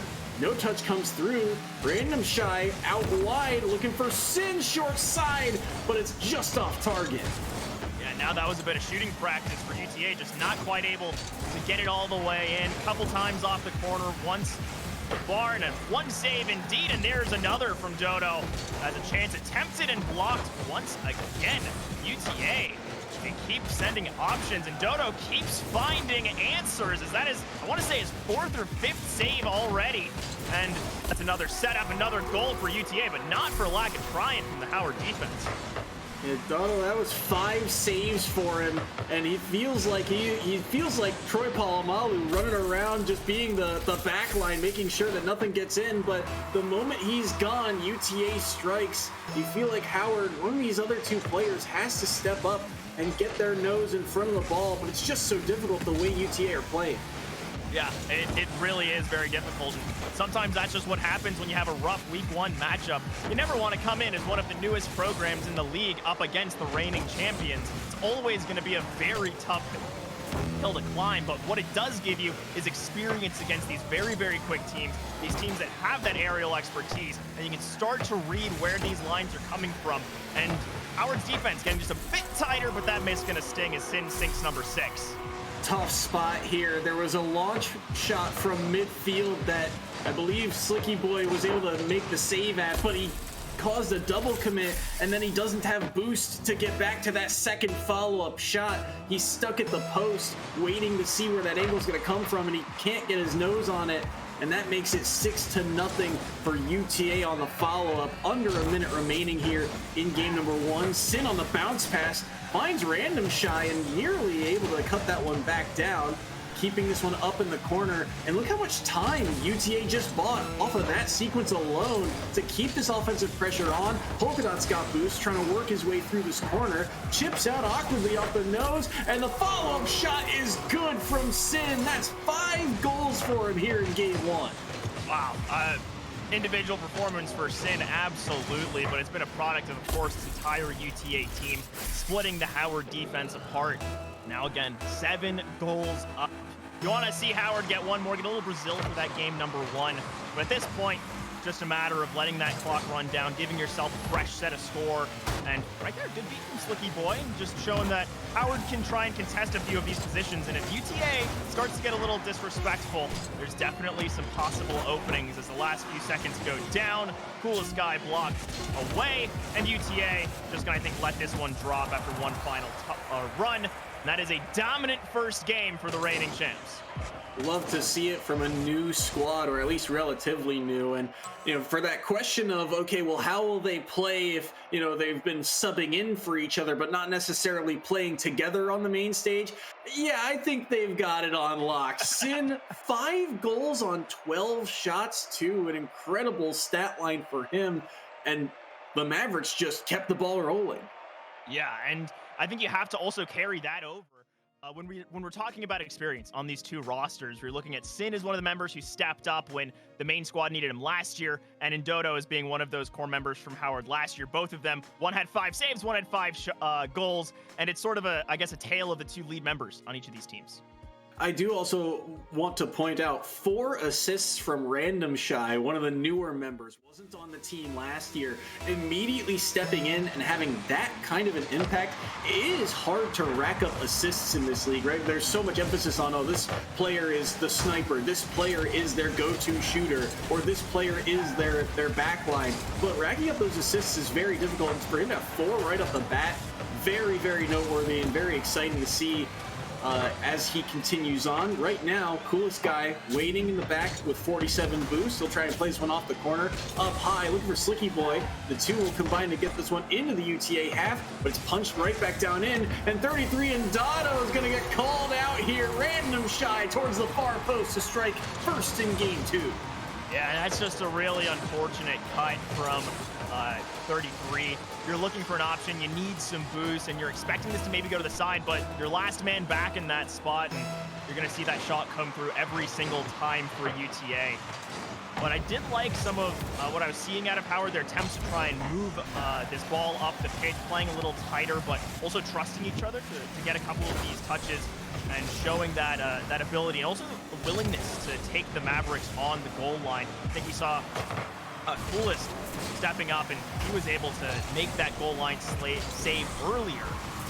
Now, chance here for Slicky Boy to try and punch that one out. Instead, it's 2 UTA members up, and this could be a chance, if not, it's sent back the other way. Rebound shot's gonna go to Polka Dot, and he's gonna sneak this one underneath the crossbar. But this one comes through off of the pressure right there. Can't get the follow-up, and 33 and Dotto worried about getting bumped, goes high, but that takes away his ability to get any speed off the wall, so he can't get over to make that save. It's the little things there in that sequence that go wrong for Howard that UTA are quick to jump on. Random Shot here's got a flip reset too, and he nails it. What a dagger that was. 3-0 Mavericks. Oh, very well done. And you can see the read here coming through from Coolest Guy, and almost manages to interrupt, but I mean, Random Shy, an expert in the air, reads it all the way home, spots the defender's angle, and of course just plays to the opposite. It's going to be an awkward kickoff. It's not going to find its way into the net, but it certainly gives an opportunity as Mavericks and Howard Bison's just struggling to find any solid ground, but now this ball's bouncing. UTA looking for it, popped over one, little rebound sent to the side by Polka Dot. That should be the space Mavericks need to get back on offense. Oh, wait a second. Howard's still in this. Howard's got some good offensive pressure here, and that was despite a really smart play from Sin. On that 2-on-2 rush, Sin was trailing behind as the 3rd man for UTA, and he demos the 2nd shooter of Howard. But still, the Bisons were able to keep up the pressure, get a shot out wide, force one on net. But now UTA is back to work in the offensive half. Dotto is there to keep this one out of harm's way for the moment. Another save made here. Maybe another flick coming through, but Polka Dot, good dunk. Coolest Guy quick to react to that one. No boost in his tank though. He's gonna need some help. Slicky Boy will be able to clear this one away. So Howard's defense holding on a bit more here and getting in the face a bit more of the Mavericks, but that 50 goes awry. The follow-up shot is going to get pinched in. You saw the effort, but it just wasn't enough. Oh, and that's just unlucky. I mean, just 2 points where you're just behind the ball. 33 and coolest guy just fraction behind the play. And that's the spots where UTA, they're just a tiny bit better at some of the basics, and that gives you the extra quarter of a second you need to clear the defense. But I do want to comment, because we saw about minute and a half of a continued midfield pressure coming through from Howard, and it really speaks to this team, I think, getting used to the pace of play coming through from Arlington, because this is a fast team, one of the fastest ones in the league, and especially considering the scrims that Howard's been looking at, they might not have been running into this kind of speed like Arlington. So seeing them start to adjust, seeing them step into these lanes and start to cut off some of these passes, making life more difficult. Ooh, all three members close on the net. This will get cleared back out to Sin. A little panicky at first, but you're right, that speed, they're certainly getting more adjusted to it. Well, that's where you can see some of those panicky plays, some of those double commits come through, as that pass is going to be dangerous down in front, and Random Shy will not miss on that connection. He's now got a hat trick here in game number 2. Great pass from Sin, great control off the wall, and just a little bit higher in front of the box to make it 5-0. But to your point, I remember a couple games last year for Howard, they were in a sense, I don't want to necessarily say a second half team, but there were a lot of series for them that felt like they were better at adjusting as the series went on, and a couple of those games for them ended up being really close late here. So while it will take a little bit more time to adjust to a team like UTA, it feels like they are getting a better grasp of this series. Yeah, and the fact is, it might not be in the realm. Obviously, this game 6-0 would be very, very difficult to try and bring back, because it's almost number 7 into the net. But it's a matter of finding these better plays, creating some pressure, making these Mavericks continue to work for it. Because we saw in the opening minute, there was good defensive challenges, and UTA just couldn't get away with all the solo plays. And then as we saw Howard style adjust to those team plays, UTA flips it up, and we've been seeing a lot of solo carries developed, and this is just a good clean cross. But I mean, think of the flip reset that came through for, I want to say, goal number 4, and some of the carries that we've seen over top. They've really shown that UTA has this full arsenal, but Howard continuing to try and adjust. As we reach last game's score, it's a bit quicker, and now there's number 8, as I think Howard just getting a little caught up in this flurry of goals. Just going to take a breather and take the next minute 22 for what it is. It's time to play and practice against one of the best teams in the country and see where they can exploit your weaknesses. And right now, it's UTA flexing their aerial prowess is what the last couple of goals have been. So much control off the corner, and even there, just striking from distance. Random Shy with 5 goals here in game number 2, and that's something that Howard here is going to have to work on. Is they've got to have someone on the backboard for chances like this. As Polkadot got a flip reset, and he's able to tee it up for Random Shy, and that's 4 digits on the board. 1,000 points for Random Shy in game 2. Yeah, and I really liked your what you pointed out as far as there not being that backboard coverage for Howard. We're seeing UTA just have complete reign over this top half of the Bison net, and it makes it just incredibly difficult to try and play with all of your cars on the ground, not playing to the verticality that UTA has brought into this game number 2. Right here, I like that kind of midfield contest we're seeing come through from Coolest Guy. Slicky Boy trying to get in their face. That was almost number 10, but it's those kinds of looks where Howard seems most comfortable when they're able to keep this ball moving, when they're not just getting stuck in front of their own net, because that's when they start to panic, and you see those double, triple commits on goal line, just hoping to catch the ball instead of seeing these continued challenges to UTA's approaches. Now Sin gets past 2, looks to open the door, but still some good testing out of the Bison corner. One of the things that I think has really helped UTA ramp up the score here is not only are they experienced, but I think part of it is their ability to work this ball out of the corner. It's so easy for the defense to just kind of stay flush to the wall and move this ball back into safety. That corner's not easy to score from at all. And yet UTA, they seem to effortlessly, get this ball out of the corner and find each other in the midfield, just believing that these passes are going to come through. And yet they can never, get caught off guard. That third man's never getting too eager, too jumpy. Just solid control from UTA out of that corner just allows them to continually press and pressure, and then Howard gets boost starved, and then they can't quite reach the ball in time, and that's how they get game number 2 going by a score of 9-0.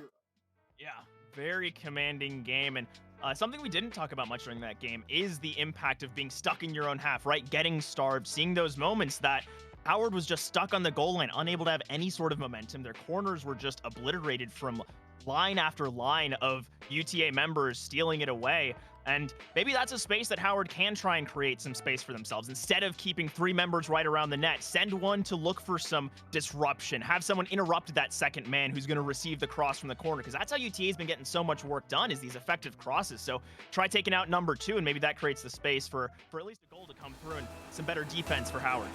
And part of that is that backboard defense, right? That rotation, in theory, should take you through that corner boost to get back over to the backboard. But it's not necessarily intuitive, right? When you're on the pitch, when you're trying to just get back to defense, your mind is going, okay, I got to get back over to that near post.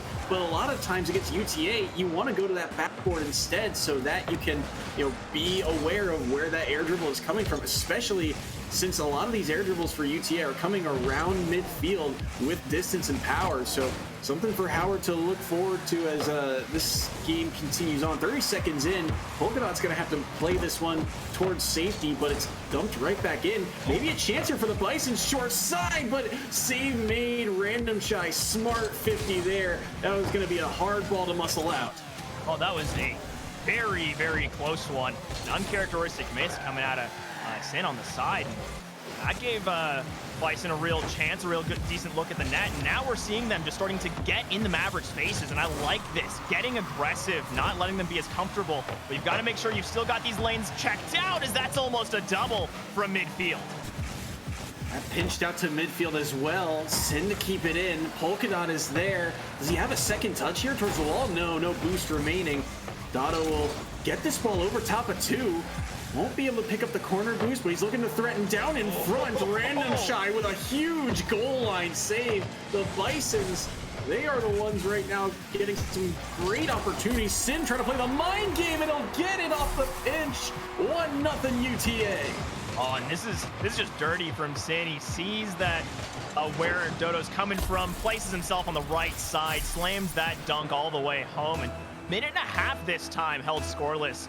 So that's a much better opening minute from Howard. They're able to keep this one in the midfield. They're able to make UTA a little uncomfortable and force a real stylistic change. We were seeing a lot more attempts at individual carries, some tries at going for air dribbles, and now you're just seeing Dodo get in their face, make life hard, and prevent that space from being garnered. And we've seen a little more contesting over the mid boost canister, seeing some attempted boost steals, and that's making, again, life that much harder for UTA as they want this high boost, high flying style.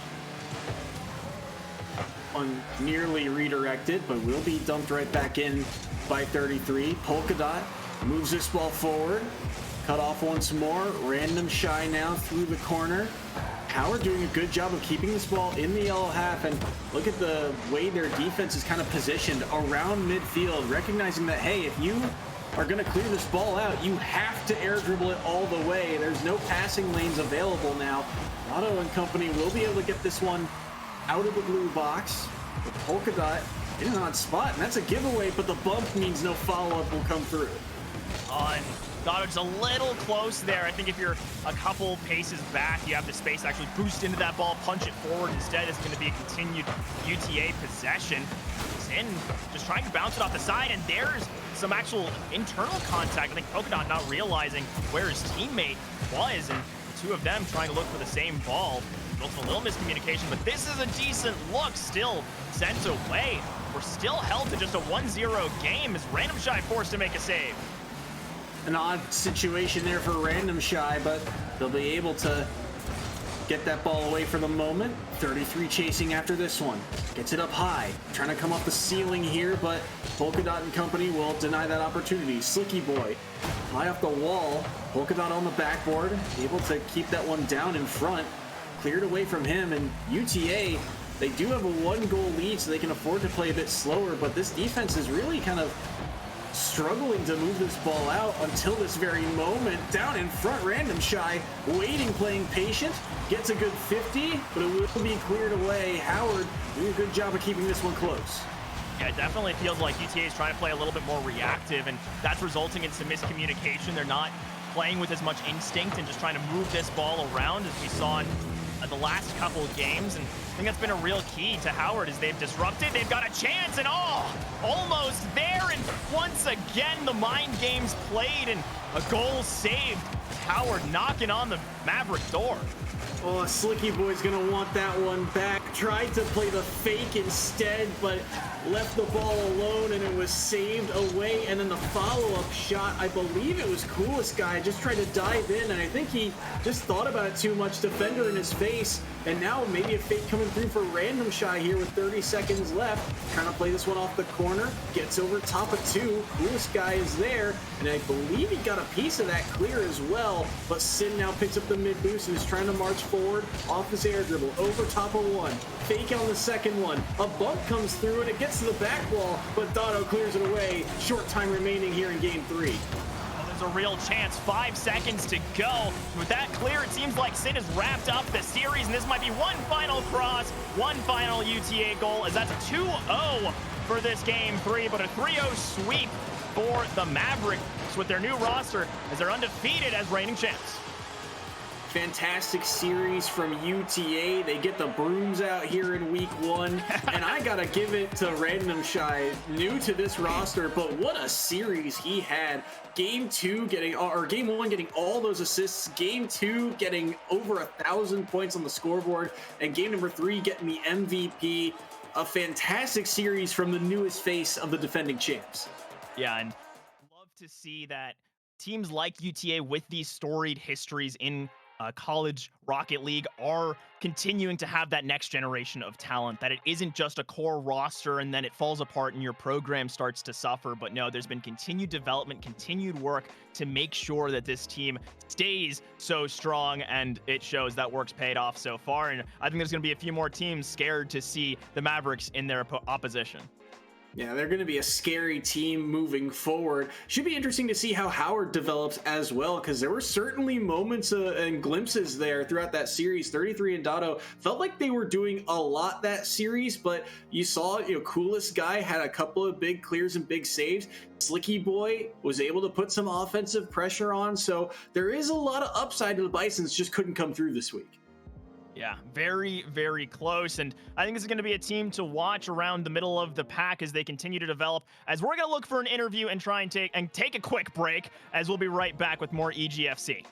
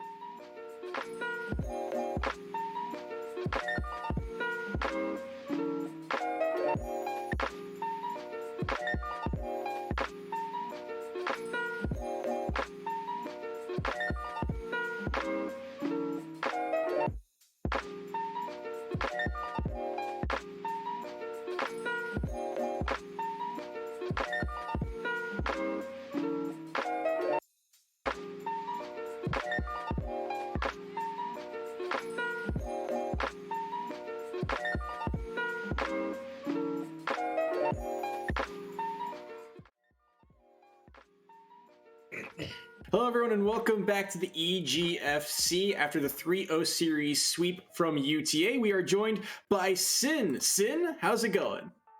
It's going good. Fresh off a dub, so it's feeling nice. Yeah, I mean, a fantastic series. Obviously, you get the 3-0 sweep, so got to be feeling good. How do you feel about this upcoming season, right? This lineup iteration, too, seemed like a lot of fun with Polka Dot at the wing, a player that you've played with before, and the new face as well, Random Shy.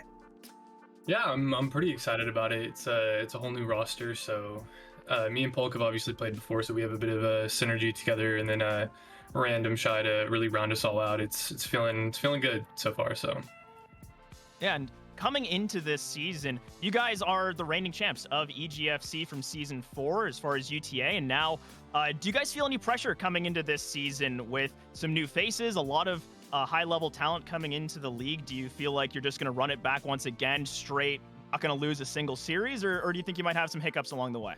Oh, absolutely, we're going to run it back, of course. That's what we like to hear. Confidence at the start of the season. And I got one more for you. With this being first week here and starting things off, how's it been getting that school playing life balance going once again with the new semester? It's been fine. Done it for a few years now, so I'm pretty used to it at this point. But yeah, it's been fine so far. Good stuff. I hear that. Thank you so much for joining us, Sin. While you're here with us in the booth, is there anyone you'd like to thank or shout out? The floor is yours. Shout out Polk and Random Shy, carrying me and feeding me goals that first game for sure. Love to hear it. All right, thank you so much for joining us, Sin, and we'll see you next week for your next matchup. All right, thank you. See ya. All right, we've got a little bit of a longer break coming up. Our next match was unfortunately a forfeit, but we'll see those teams next week. So after the break, I believe we've got a fun West Coast matchup. Montana State and the Bobcats going up against a potential rival in USC and the Trojans. So don't go anywhere. We'll be right back.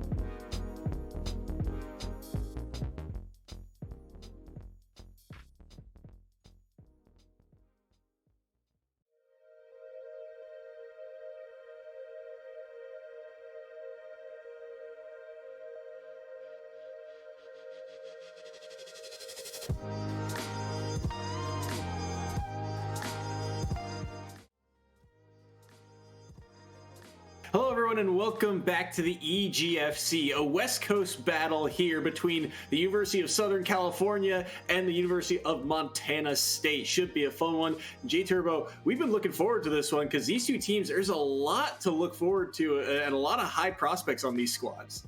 Yeah, exactly. We were talking about it just before we came back from break. This Montana State team has had some fantastic development led by pros.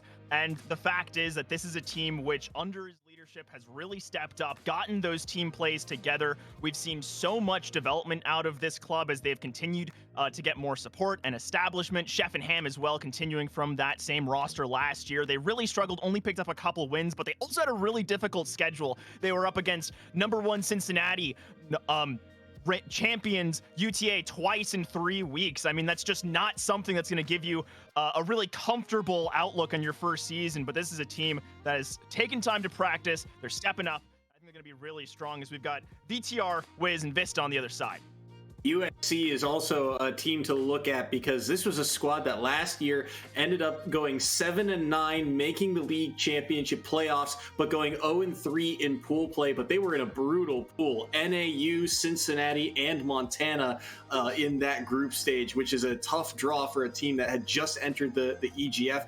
But players like VTR were top performers. VTR, 39 goals last year, 41 saves, and I believe he was only a freshman, but a newer squad with this group. There was a lot of roster variation. That was one of the issues with them, is that just the consistency of players showing up week to week. But we'll see if that's the case here, as VTR now teaming up with Vista and WIS this time around, as we are underway in this best of 5, and it's VTR trying to get things going for the Trojans, but Montana State's defense holding strong through the first couple of seconds, although this one looks dangerous off the backboard. Double tap wide of the net, could not make good contact, and it will be cleared away. On Pros just looks for that initial shot. Got to keep the Trojans honest. So we're seeing a little bit of that boomer ball. That one was close, keeping the Bobcat defense honest as Ham snipes that one away. And crossbar not doing the Trojans any favors on these attacks. I think that's been 2 already sent to the side. And now we're seeing a bit of midfield play come through. And I think this is where Montana's going to feel a little more comfortable if they can get those connections. But right in the air, some scary stuff coming out of USC. Dangerous ball here. Chef's got a chance at an open net, and he will tap it in. First goal of the series. It's the Bobcats to strike first, and Chef is the one to do it. Chef was one of the players that really stepped up when the Bobcats needed him to last year. Yeah, I mean, watching Chef develop over the course of the season, struggling to keep up with pace in their opening games, but by the end of it, they were starting to keep pace, getting goals off of UT Arlington at the tail end of the winter split, picking up other games against tough opponents in the spring split. So certainly player to watch out for, continuing to develop, looking for that extension, couldn't quite find it. And of course, Pros, we haven't seen too much out of him just yet, but is that team leader, does have that experience, but Vista striking first for USC.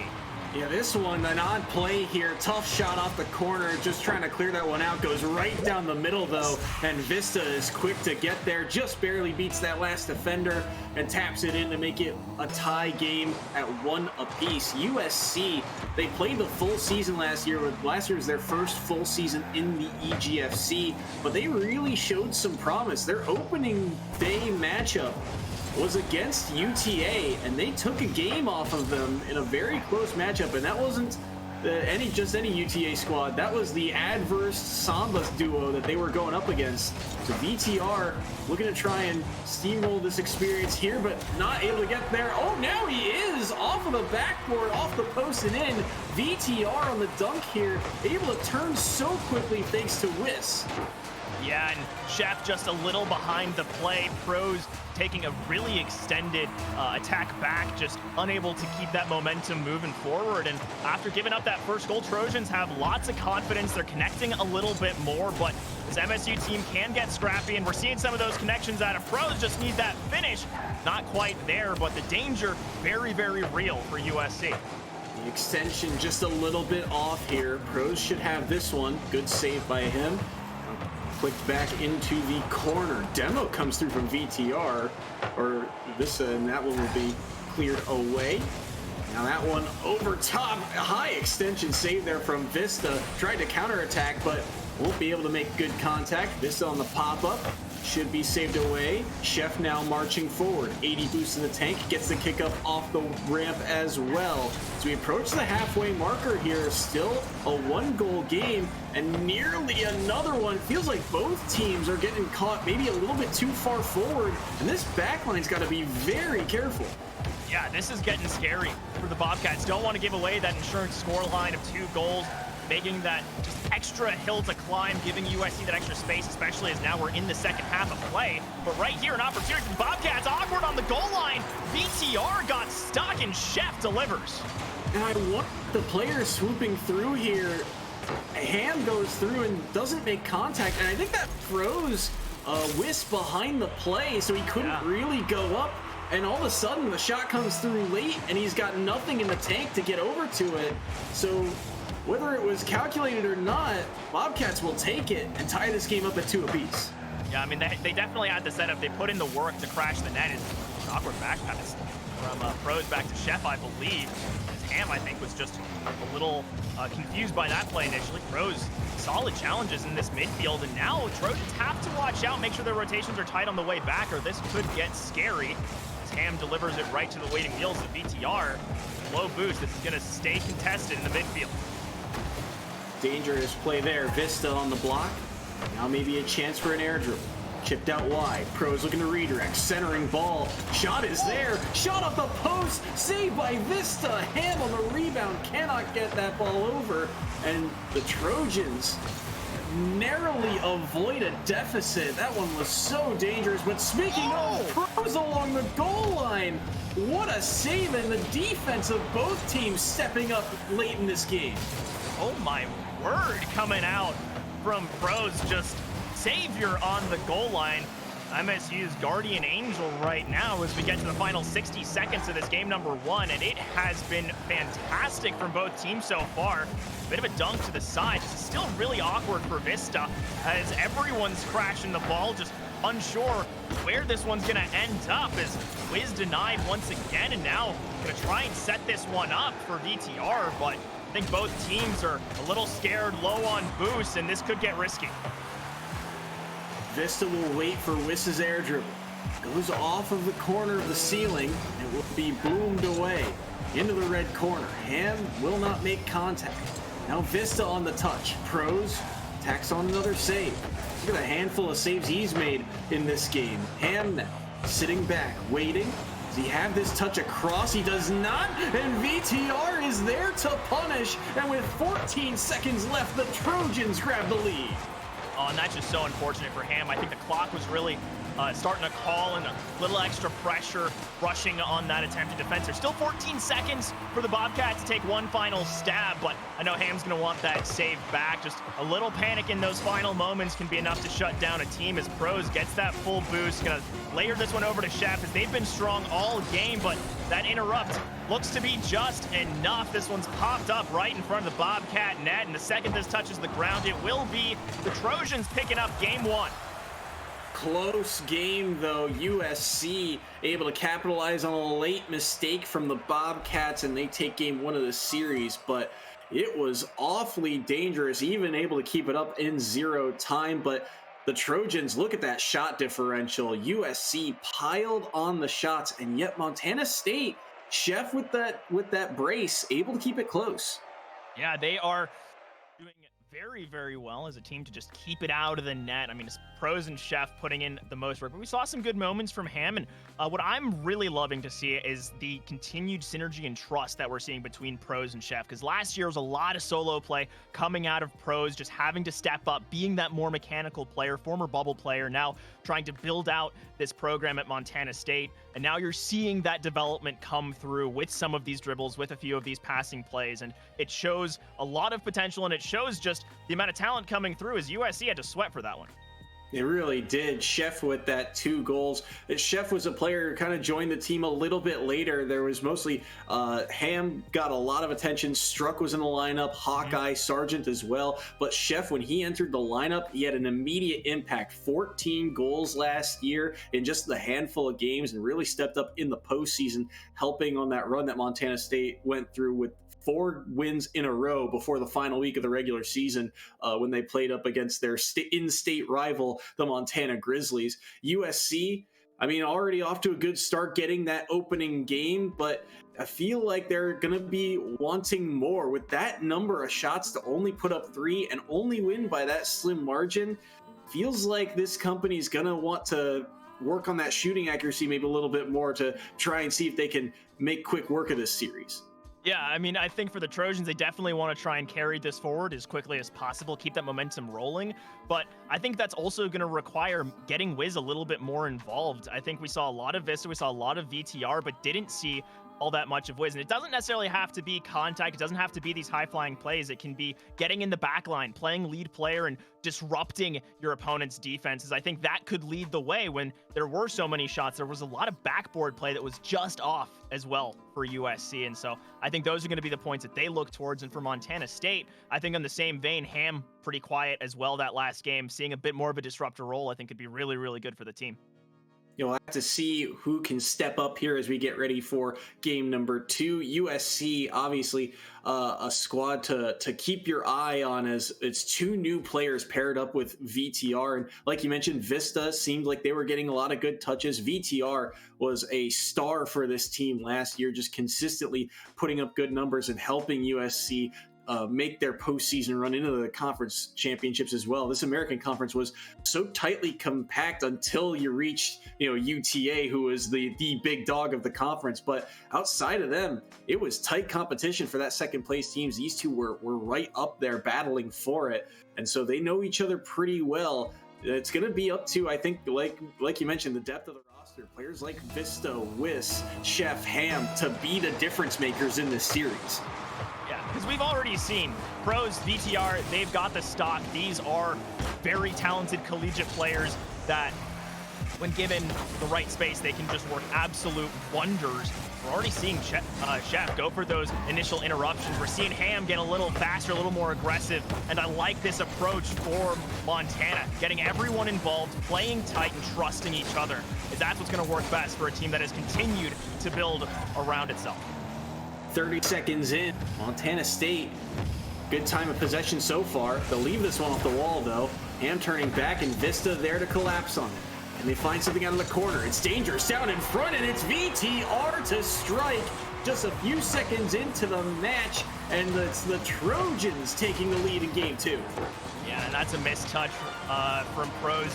You know that he was looking for a deeper boom, but instead just got caught on a missed flip, and that's going to be easy pickings for the Trojans to finish that one off. And I think for MSU, that opening 30 seconds felt really good. And again, it can just come down to one missed touch, one missed possession, leading to that kind of play. It makes me think back to what we kind of saw midway through game number 1, where there were a lot of backdoor chances. It feels like Montana State's doing a good job of kind of adjusting to that pace of play. But the downside is when you get burned, when you don't get a piece of the ball, when you don't get that 50, well, then all of a sudden your back door is wide open. And that was kind of what happened in that sequence as we kind of move this ball along. I think we'll have to see if there's a restart coming or not. We saw a disconnect from Wiss on the backside, so USC currently playing down a man. We'll have to get an official ruling on that as this plays on. Yeah, it does look like, at the very least, Montana are trying to slow down. Now, Pros might take this one and will finish that off. It seemed like there was just a little bit of respect given for that disconnect, but now, I think after looking back at the rules, decision made, so we'll either get a restart or this game will stand. So we're going to have to double check that one as well, just in the case of disconnects. If I'm not mistaken, game continues, and then you can ask for time between matches to give space. But I think once a game started, even with a disconnect, there likely wouldn't be a restart. At least that's my understanding of most of the rules. And right there, another look from Pros is, yeah, this Montana team, they are playing hard as They're moving forward, and that's 2 on the board. Is keep moving the ball on and keep the ball rolling here. Montana State just gonna keep applying the pressure. And, you know, if you're USC, this is like playing hockey, playing down a man, right? You gotta try and kill off this penalty, try and get your player back onto the pitch as fast as possible, so that way you can get back to even strength. But it's a lot easier said than done. And for the situation that they're in, they're just gonna have to try and fight through it for the moment. Montana State is interesting. They were a team that, you know, as you've mentioned, kind of caught fire towards the second half of the season last year, but they were also a pretty good, I think, second half team in terms of the series itself. You know, games 3 and 4 were often very, very close, kind of a 1 or 2 goal differential overall, as we get the lobby reset here to get set for game number 2. But that adaptation factor is something that I think was certainly sparking for them late in the season. So I'm curious, as this series goes on against USC, where it feels very even, if that adaptation factor will remain the same with a squad that is still fairly consistent. Yeah, I think so. I definitely saw that kind of second half team coming through for Montana. I covered them for most of the last winter split. I was fortunate enough to see their games and see them continue to develop, and even into the spring split. As it was, Pros just has such a fantastic eye and mind for the game that you can start making those adjustments, start calling the team to play slightly differently. And once they call those adjustments, they can change their play style up. And it's some pretty advanced techniques for a team that is so young and is made up of some still developing players. So the fact is that they're implementing those elements so early, and that it's going to make them a stronger team as we do get the restart coming through. Happy to see that we will get a proper game 2. Full set for game number 2, like you mentioned, and so far Montana State still the ones marching forward through the first couple of seconds here off a kickoff, although that dive might prove dangerous. Wiss is far forward here, and he's looking to demo the back player, but Pros makes the save, and now maybe a chance to go the other way. Minimal boost, gets a 50 up the wall. Free ball in the midfield, maybe a chance for Chef. No double tap available, ran out of boost, and another diving player at that one was Ham, but could not get over to it. Pros with another good block, and VTR will just knock that one back, trying to keep the time of possession in the Trojans' favor for the moment. Ham will knock it towards the red half. Launch shot from distance, and Pros will tack on another save. Pros had so many key saves in Montana State's run last year, and he led the team in that defensive statistic, and already getting off to a good start here with those numbers. Love that interception as well from Pros, just controlling the game as Ham's got to run hustle on back, does pick it up, and I really love the adjustments we're seeing from both teams. We're seeing Ham start to get really confident in that first or third man role, either forcing the defenders to be honest on these saves. Oh, Pros, and again, another save, just that defensive demon so far. And we're also seeing on the other side for USC, Wiz get involved. I mean, on that first run, looking for the demo, exactly what we wanted to see out of these team perspective third mans. I think it's just going to make this game that much more competitive as Pros with number 3. And that's 4. It doesn't get credited, but counts for me. Huge save there. Chef trying to roll this one forward. Wiz now won't find a touch. Maybe thought that one was straight on the wall, but not quite yet. Short angle shot, rebound down in front, and VTR will clear it away late. Chef and Pros will track here, trying to gather up possession. Pros moving this ball towards the midfield. It's pinched up high. Vista might have a chance at this one, but Pros will knock it away once more. Ham is cut off by VTR, who works his way through the yellow corner. Centering ball in front for Vista. He's looking for Wiss off the backboard, and the rebound goes wide. VTR now from the ceiling. Low boost, but he gets the 50. A chance at a follow-up, but no player readily available. Playing patient here are the Trojans, waiting to see if they can bait out a mistake or an antsy touch. VTR once more through the corner, onto the backboard, pinched away by Ham, and Pros won't be able to dive at this one either. Ham's got no boost left. He will pick up the corner. It will go back to the yellow side. Now a chance for Pros to clear it, and he will. Huge defensive stand from the Bobcats. Oh no. Oh, I think it's just wide. Oh, it just misses. Trojan's gonna want that one back. Oh, so close. And now Ham with the clearance, keeping this one scoreless. But we saw just about a minute of sustained red pressure. And somehow Montana, with some good communication, are able to prevent that. We saw them just stacked up, member after member, and still managing to keep it solid. And now nearly the counterattack as Pros denied by the post and the crossbar. Oh, 2 golden chances from the Bobcats. Maybe this bouncer, but no, it's out wide. VTR trying to quickly start up this counterattack, but it's cut off at midfield. But 2 glorious chances for the Bobcats between Chef's attempted double tap, nearly reading the defensive touch, and then Pros trying to snipe the corner. But speaking of snipes, it's VTR off the back of a defender to put the Trojans up 1. Oh, and that's so sad. You see Chef trying to make the play. Now Pros is just too far forward for the kind of cross that's going to be coming through. Didn't have the angle to intercept it. And this could be the only goal of the game. It's felt ever since we got into about the halfway mark, this might be just a golden goal game. As Trojans up at the start of this kickoff, Pros has a little space and still had that flip, but still gets sent right back into the red possession. Very dangerous stuff. Bobcats got just over a minute to bring this one at least to even. His nice pass down there. The shot read so well by Wiz. I love the creativity. You, as a defender, you're thinking, what is Pros even doing there? And it's setting up this teammate, as that one was dangerous in front, but they couldn't quite get the power on it. The 50 goes inside the box, and all the members of the Bobcats are there. Vista will wait for his teammate Wiz to clear that one away. Hard off the wall, Vista with a chance, but it will be touched away by Wiz back to the corner. Minimal boost for the Batmobile, but you won't be able to get there in time. Vista pulling back, seeing the encroaching attack, and oh my! A pinch off the crossbar from Vista will keep this one at a 1-goal game. A demo comes through, Wiz on the pass, and he scores! 2-0 USC! Oh, in this game, very happy they brought him back from the disconnect. It's been all Wiz. We're looking at consistent aggression in the yellow half. We're looking at a goal right there to give pretty much guarantee and lock up this win for USC.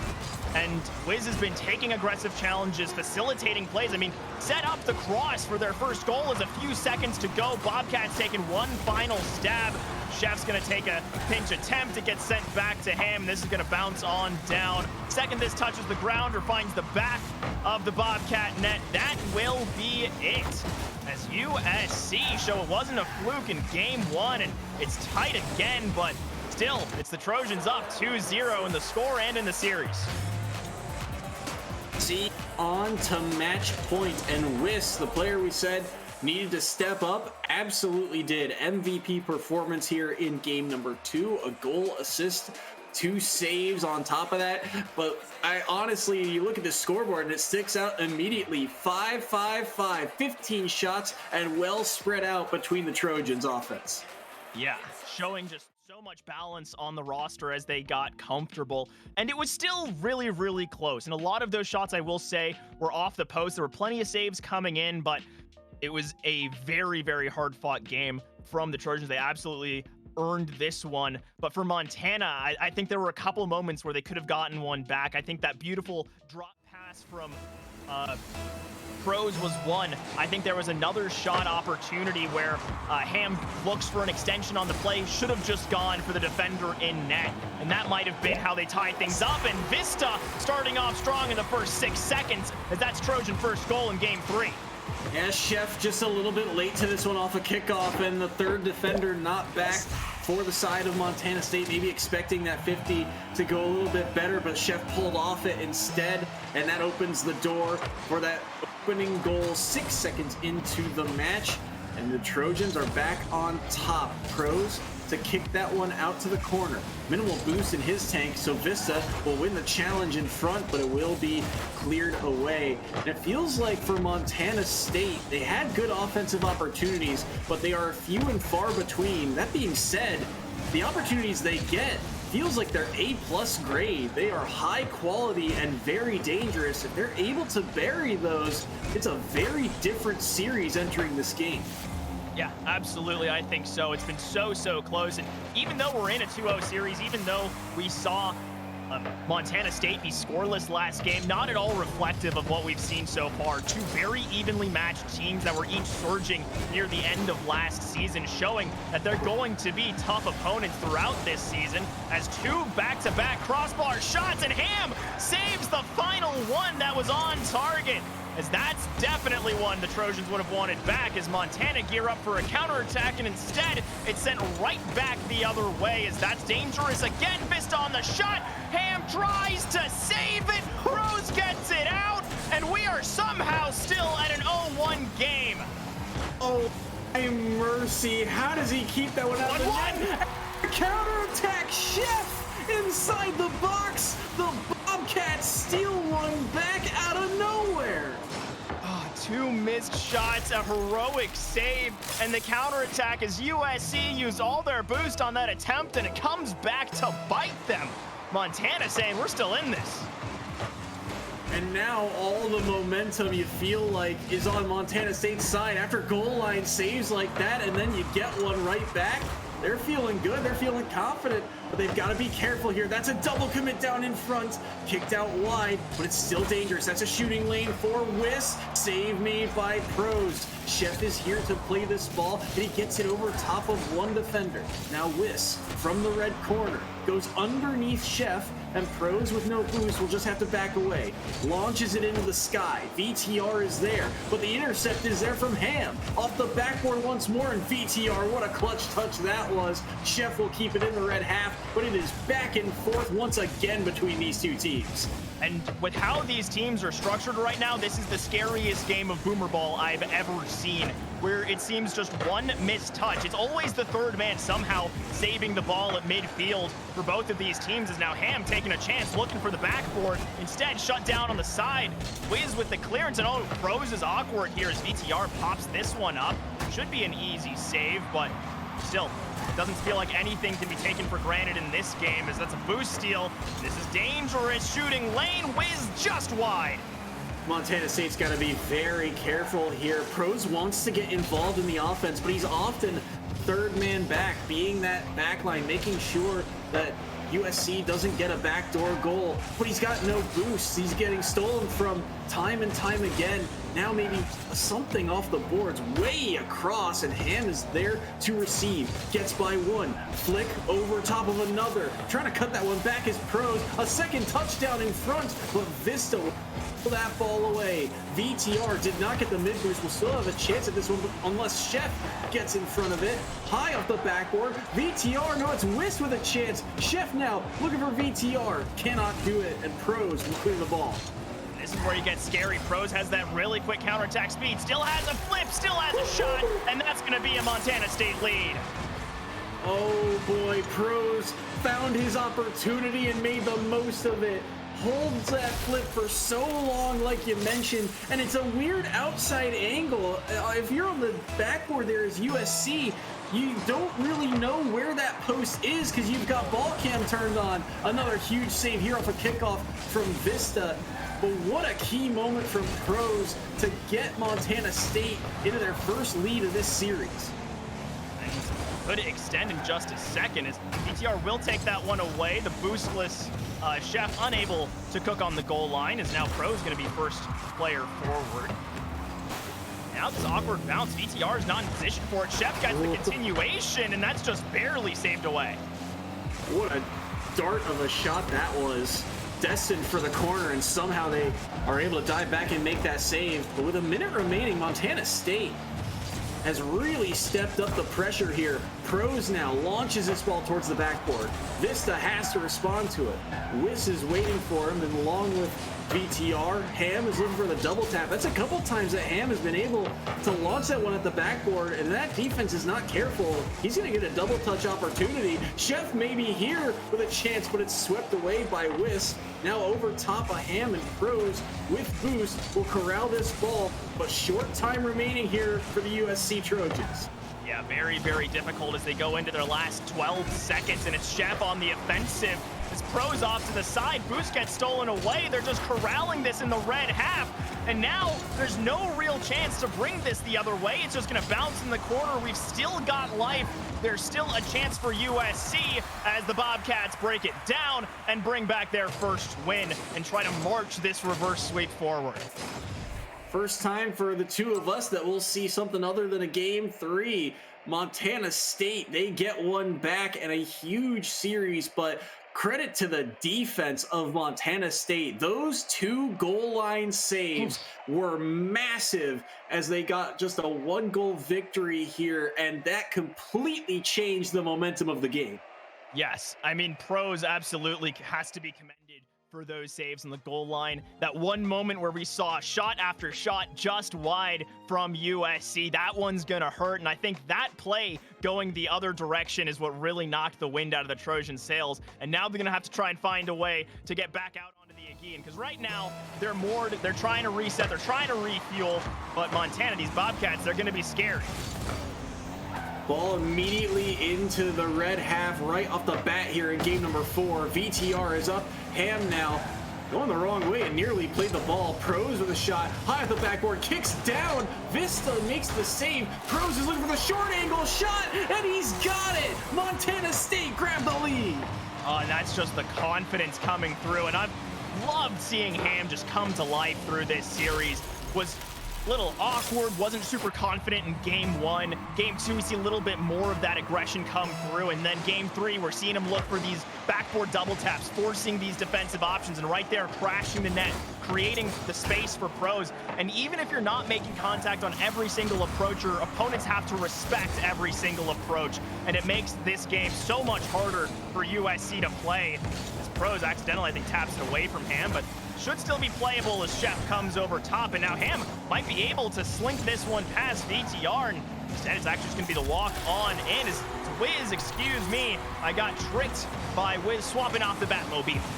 Yeah, it's one of those odd situations where Ham had a chance to play the ball, tried to mind game it with a fake, but the dunk goes so wrong the other way, and it's an easy walk-in goal. Everyone's expecting Ham to at least get a piece of that ball, but too far forward were the Bobcats, and they get punished for it. USC, a window back into the game, and we're only a minute into the action. Vista missed the corner boost here, but did not need it. Got a touch out mid, but no one's able to follow up. Shot from distance is saved by VTR. Wiss now waiting, lurking in the midfield, but Pros has an air dribble, and look at this. Oh my goodness, the muscles on this man. Are you kidding me? 2-1 Montana State. Oh, it just runs right through the paint, muscles past the defender, and dunks it down onto USC. That is Montana stepping forward, taking a claim, holding on to this lead. But now might get answered right back off the kickoff. A little scary from Vista for a moment. Ham comes to the rescue, but this is very double tappable and very send-awayable for Pros, as this extension made awkward as Wiz has a rough recovery. And now this is a chance pass down. Ham's in there. It's right in front of the net. It's floating, and VTR saves the day. A huge bump that was. Pros, it was an easy walk-in, tap-in goal, but no dice. The bump comes through. Pros can't make contact, and USC get to escape with just a 1-goal deficit. Now Ham, no boost in the tank, but I don't think USC knows it. The 50 will kick back out. Chef will kick it to the sideboards, trying to buy time for his teammates to gather up some boost. That one splits defenders, but it's wide of the net. Now Ham, chip pass, intercepted by Wiss, and everyone on the Bobcats is marching forward. It's a good thing too, because Pros will get a hat trick for him with 2:58 remaining. Oh, and I just love this call of Pros stepping in, making sure that he gets a clean touch on this. As I think Chef was looking for the half flip there, but Pros takes the defense by surprise. It comes at him a bit quicker than anticipated. Now Wiz looks for the shot. It gets sent wide. Now Ham's going to have VTR to face off against, and this should be picked up by Pros, ferried away back to the midfield. He looks for the coverage, can't quite find it, but this is still firmly Montana State's game as they've got that 2-goal lead and almost extended it. USC's been on defense for quite a while, and That mistake of bumping his teammate on Pros' shot might prove costly here. Halfway marker reached, 3-1 lead for Montana State. Driving around this red half, Chef with the flick late, and Vista has to sweep across to make the save. Ham now goes high. He's bumped off of the air dribble though. A chance the other way, Vista looking for the redirect, tees it up for VTR. VTR, does he have his flip? Tries to get it late, gets under Pros, and the 50 goes down outside the yellow box, kicks off the corner, and it's back into the red half. Wiss will dump it right back down in and look for boost as Vista sends one towards target, but Ham will make the save. And Vista right there keeping the defense honest, as sometimes you do catch the third man on an awkward rotation, so did like that play. And also just seeing USC trying to get a little bit more organized. I love that idea of slowing down the pace of play, teeing it up for your teammate, forcing Montana to react to what you're trying to do instead of just sticking to their rotations, maintaining their momentum. This forces you to think, but now Pros might have just gotten past the defense. This is tight, and Wiz just barely makes the save, as otherwise that would have made this just perhaps too tall a mountain to climb. Instead, it's USC right back on the attack, and it is so back and forth as both of these teams evenly matched and evenly wanting this series. Approaching that 1 minute remaining marker. Chef got over top of one. Wiz to keep it in. Pros in an odd spot. Corrals that ball only for a moment. Dangerous down in the center. Pros is up. Gets it over top of the attacker. No boost left though, so he can't follow it up quite yet. Teammates dive into help. Pros beats another one. Ham and Chef looking to turn here, but it's Vista able to make the save. Pros kicks down. Ham to recenter it. VTR cannot intercept, and Vista has to turn awkwardly. Wiss to dump it right into the midfield, or it's stalled out by the Bobcats for the moment as the clock continues to tick here. 30 seconds left, and USC has life. VTR hits the corner. I need to see how this happens.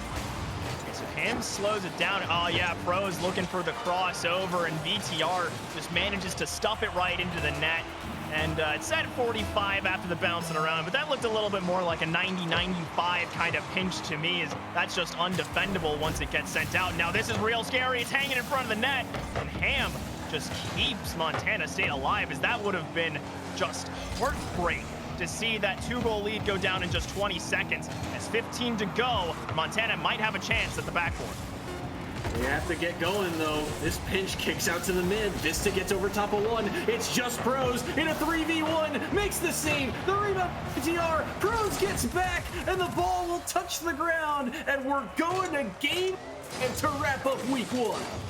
Oh, and this is exactly what you want to see in the last game of the night. An absolute banger between two teams that were, I'm going to say, new to the scene last year, showed that they had what it takes to play in this league, and are now really looking to make a statement as they're established. This game for Montana State, a lot of action from Pros, but don't let that scoreboard take away from how much pressure Ham and Chef continued to maintain and allowed Pros to take those goals, find those clearances, and enable the rest of the game. Ham and Chef may not have put up the numbers that Pros did, but they got so much control over the ball. Able to weave left to right across the red pitch, or red side of the pitch. Just maintaining time of possession, allowing Pros to get boosts, because that was a big problem early in the series. Pros working with 20 boost at best, unable to circle back, but he cannot get back to this one. It's USC once again striking first. And right here, Pros just, I think, underestimating how far that ball was going to go, and puts Ham in such a tough spot after he loses that challenge. And 11 seconds after what would have really been, I think, a confidence building, that really intense momentum developing game 4, and USC finally strike back. And that's going to, I think, be the wave of hype, that wave of team building that they really need, as Pros looks to get over one more. Can't quite do it, and Ham just pitches this one to the right of the backboard. It will be collected by Vista, but this is still dangerous. Ham taking a bit of an unorthodox line, and that's what's helped Montana State so much, is taking these tighter options, and Pros delivers on the pass. Ham with the smart play, the turn here, like you said, it's a little unorthodox, but he's going for the 50. Why? Because he can get this pass off the corner. Well read by Ham, and Pros a follow-up shot that's sure and true to that back post, 1-1, and we're still plenty of time left in this game. Chef has to go all the way back here. Ham is there to receive this ball. It's dangerous at the midfield now. Pros, no contact, but his teammate Ham is there to gather that ball up, and Chef will just dump it into the red half, and they'll go hunting on this forecheck. Yeah, I like that, forcing the float, see how the defense responds, and right there was a pretty open opportunity if there was a slightly better angle. That's one demo down for Ham. Chef, I think, stays on this ball, couldn't quite make it past, and that was another chance. Big miss from, I want to say Wiz there, but luckily for him, VTR still down on the pitch and able to ferry that one away, give a little time for boost, a little time for a reset. 1-1, minute 30 gone in this game. And this is what you want for Game 5 between such evenly matched teams. USC right now, they're getting decent possession, but feels like it's been a minute since we've seen one of those high quality chances. You know, they haven't been able to sneak by that third member of Montana State as easily as this series has gone on. This one's going to roll down dangerously, will be cleared away by Wiss. Wiss will get a couple extra touches, runs out of boost, and it fakes one defender. He gets under the second man, but it is wide of target. Ham will buy his team some time. High shot there, rebound kicked out mid. Another connection, but it's wide of the net. Off the yellow corner once more. Follow-up shot. No rebound chance here. Wiss to recenter it. Everyone's scrambling. VTR is there. A brace to take the lead. Oh, and for so much that sequence, it just felt like the curse of the crossbar for the Trojans. But right here, VTR reads it well. Just snipes it through. 64 miles an hour at that range. You're never saving it. And with a little over half of this game to go, I think USC gonna feel pretty good about that one, but it still took a while. It still wasn't easy, and Montana still have plenty of time to get one back. We approach that halfway marker. Ooh, that's a big demo onto Chef here. I had a lot of boost off of that corner. Vista, no touch here. 3-on-2 the other way for the moment, but Wiss cuts it off, and VTR will send this one on target. Ham will make that save. Pros can't move forward. Gets chipped over top of one. Ham won't find a touch either. Vista looking for something off the corner. Gets through one, and this could be an opportunity. Last man back will pinch it away, and you saw him getting hunted as well. They were trying to find the demo to open up the door, but it's a huge defensive stand from USC. Yeah, and I think Chef really wanted that one. It was empty, just had a chance, and oh, VTR is going to want that shot back as well as Wiz looks for this one. Squishy save attempted, slice across the side, but it's USC 2 goals up. The patience, the demo comes through, and you see Pros has to go for the squishy save because he's also getting tracked down, and that leaves an easy flick for Wiss over top of that last jump to make it 3-1. And now the Bobcats, they're in trouble. They need 2 goals here in the next minute 30, and it is not going to get any easier as VTR is air dribbling. Ham will send it out, but it's caught by Vista. The 50 goes to the wall. Ham has possession, but he's got no boost. Turnover at midfield. Shot just wide of the net. Chef gets demoed as well. Pros, not sure how much boost he has left in the tank, but the spawn is a little poor as well. It's on the side of the ball. Can he track it down in time? They'll able to clear it to the wall for the moment, and with just over a minute remaining, Montana State is still stuck playing defense. This is just really difficult. You're seeing some of that mojo we really saw come together in games 3 and 4 start to fall away for Montana. There was a moment where it felt like Ham was trying to tee up one of his teammates, and you saw Chef turning back, trying to play defense off that moment when that should have been a perfect opportunity where Montana could have struck forward. And instead, we see more chances like that are just completely denied with 2 members on the net. Trojans just care about bringing this one home, and they're going to play defense. They're going to play time. You're seeing this just possession play. Keep it slow, keep it high, and keep it tough to play. For now for Montana State as Vista just trying to buy time. Maybe a chance here. Pros starts his march the other way, wins the 50 and got the mid boost. High off the backboard, got a bump as well. Drop down in front, shot and they score! Ham with 10 seconds remaining, and Montana State, there's hope left. And this is that team effort. This is where Montana makes up that difference when sometimes their individual players can't make all those flashy mechanical moments. They have the communication, they have the team play, they have the awareness, which makes up for it and more. Plays like that are what breaks defenses, not just flip resets. We see another kickoff for Chef to tie us up. Pros wills this ball to the middle over top of VTR, and Chef believes in the pass, and they connect into the upper third. 4 seconds remaining here in regulation. The ball will not drop or will stay alive until 0 time. Ham's shot is on target. VTR clears it away. Centering ball is over Chef's head, and it will hit the ground, and we've got our first overtime of the night. Oh my, it felt like it was over, but instead we get game 5 overtime off of Montana, playing to their strengths, breaking it out, and oh, this one's wide off the side of a red card, but so scary. As Ham goes up for pressure, Pros takes the shot, and Vista, I think you were sweating bullets on that one. It's the easiest save of your life, but sometimes those are the most stressful, and the scariest is Ham to the backboard. And that's another clearance as Montana are maintaining this pressure. They can feel the momentum. That's 2 goals in 30 seconds, and now another chance, but this one's for the Trojans, and this one's in for Vista. Oh, it was a dangerous commit here from Ham. He had to win it, and it's a stalemate, and Vista is just a bit faster. Pros gets caught in a bad spot, and it's a punish for the Trojans. They take this series in game 5 overtime. What a nail biter to end our end our week 1 season. Yeah, ending the regular season is just week 1. We're just getting started, right? This is Montana and Southern California just stepping up, bringing their A game, bringing their all, giving us an absolute treat of a series to watch. After going up 2-0 to start, the Trojans finally finish it. But whew, there was some sweat, there was some screaming on my part, and I'm just excited to see these teams continue because they are fun to watch.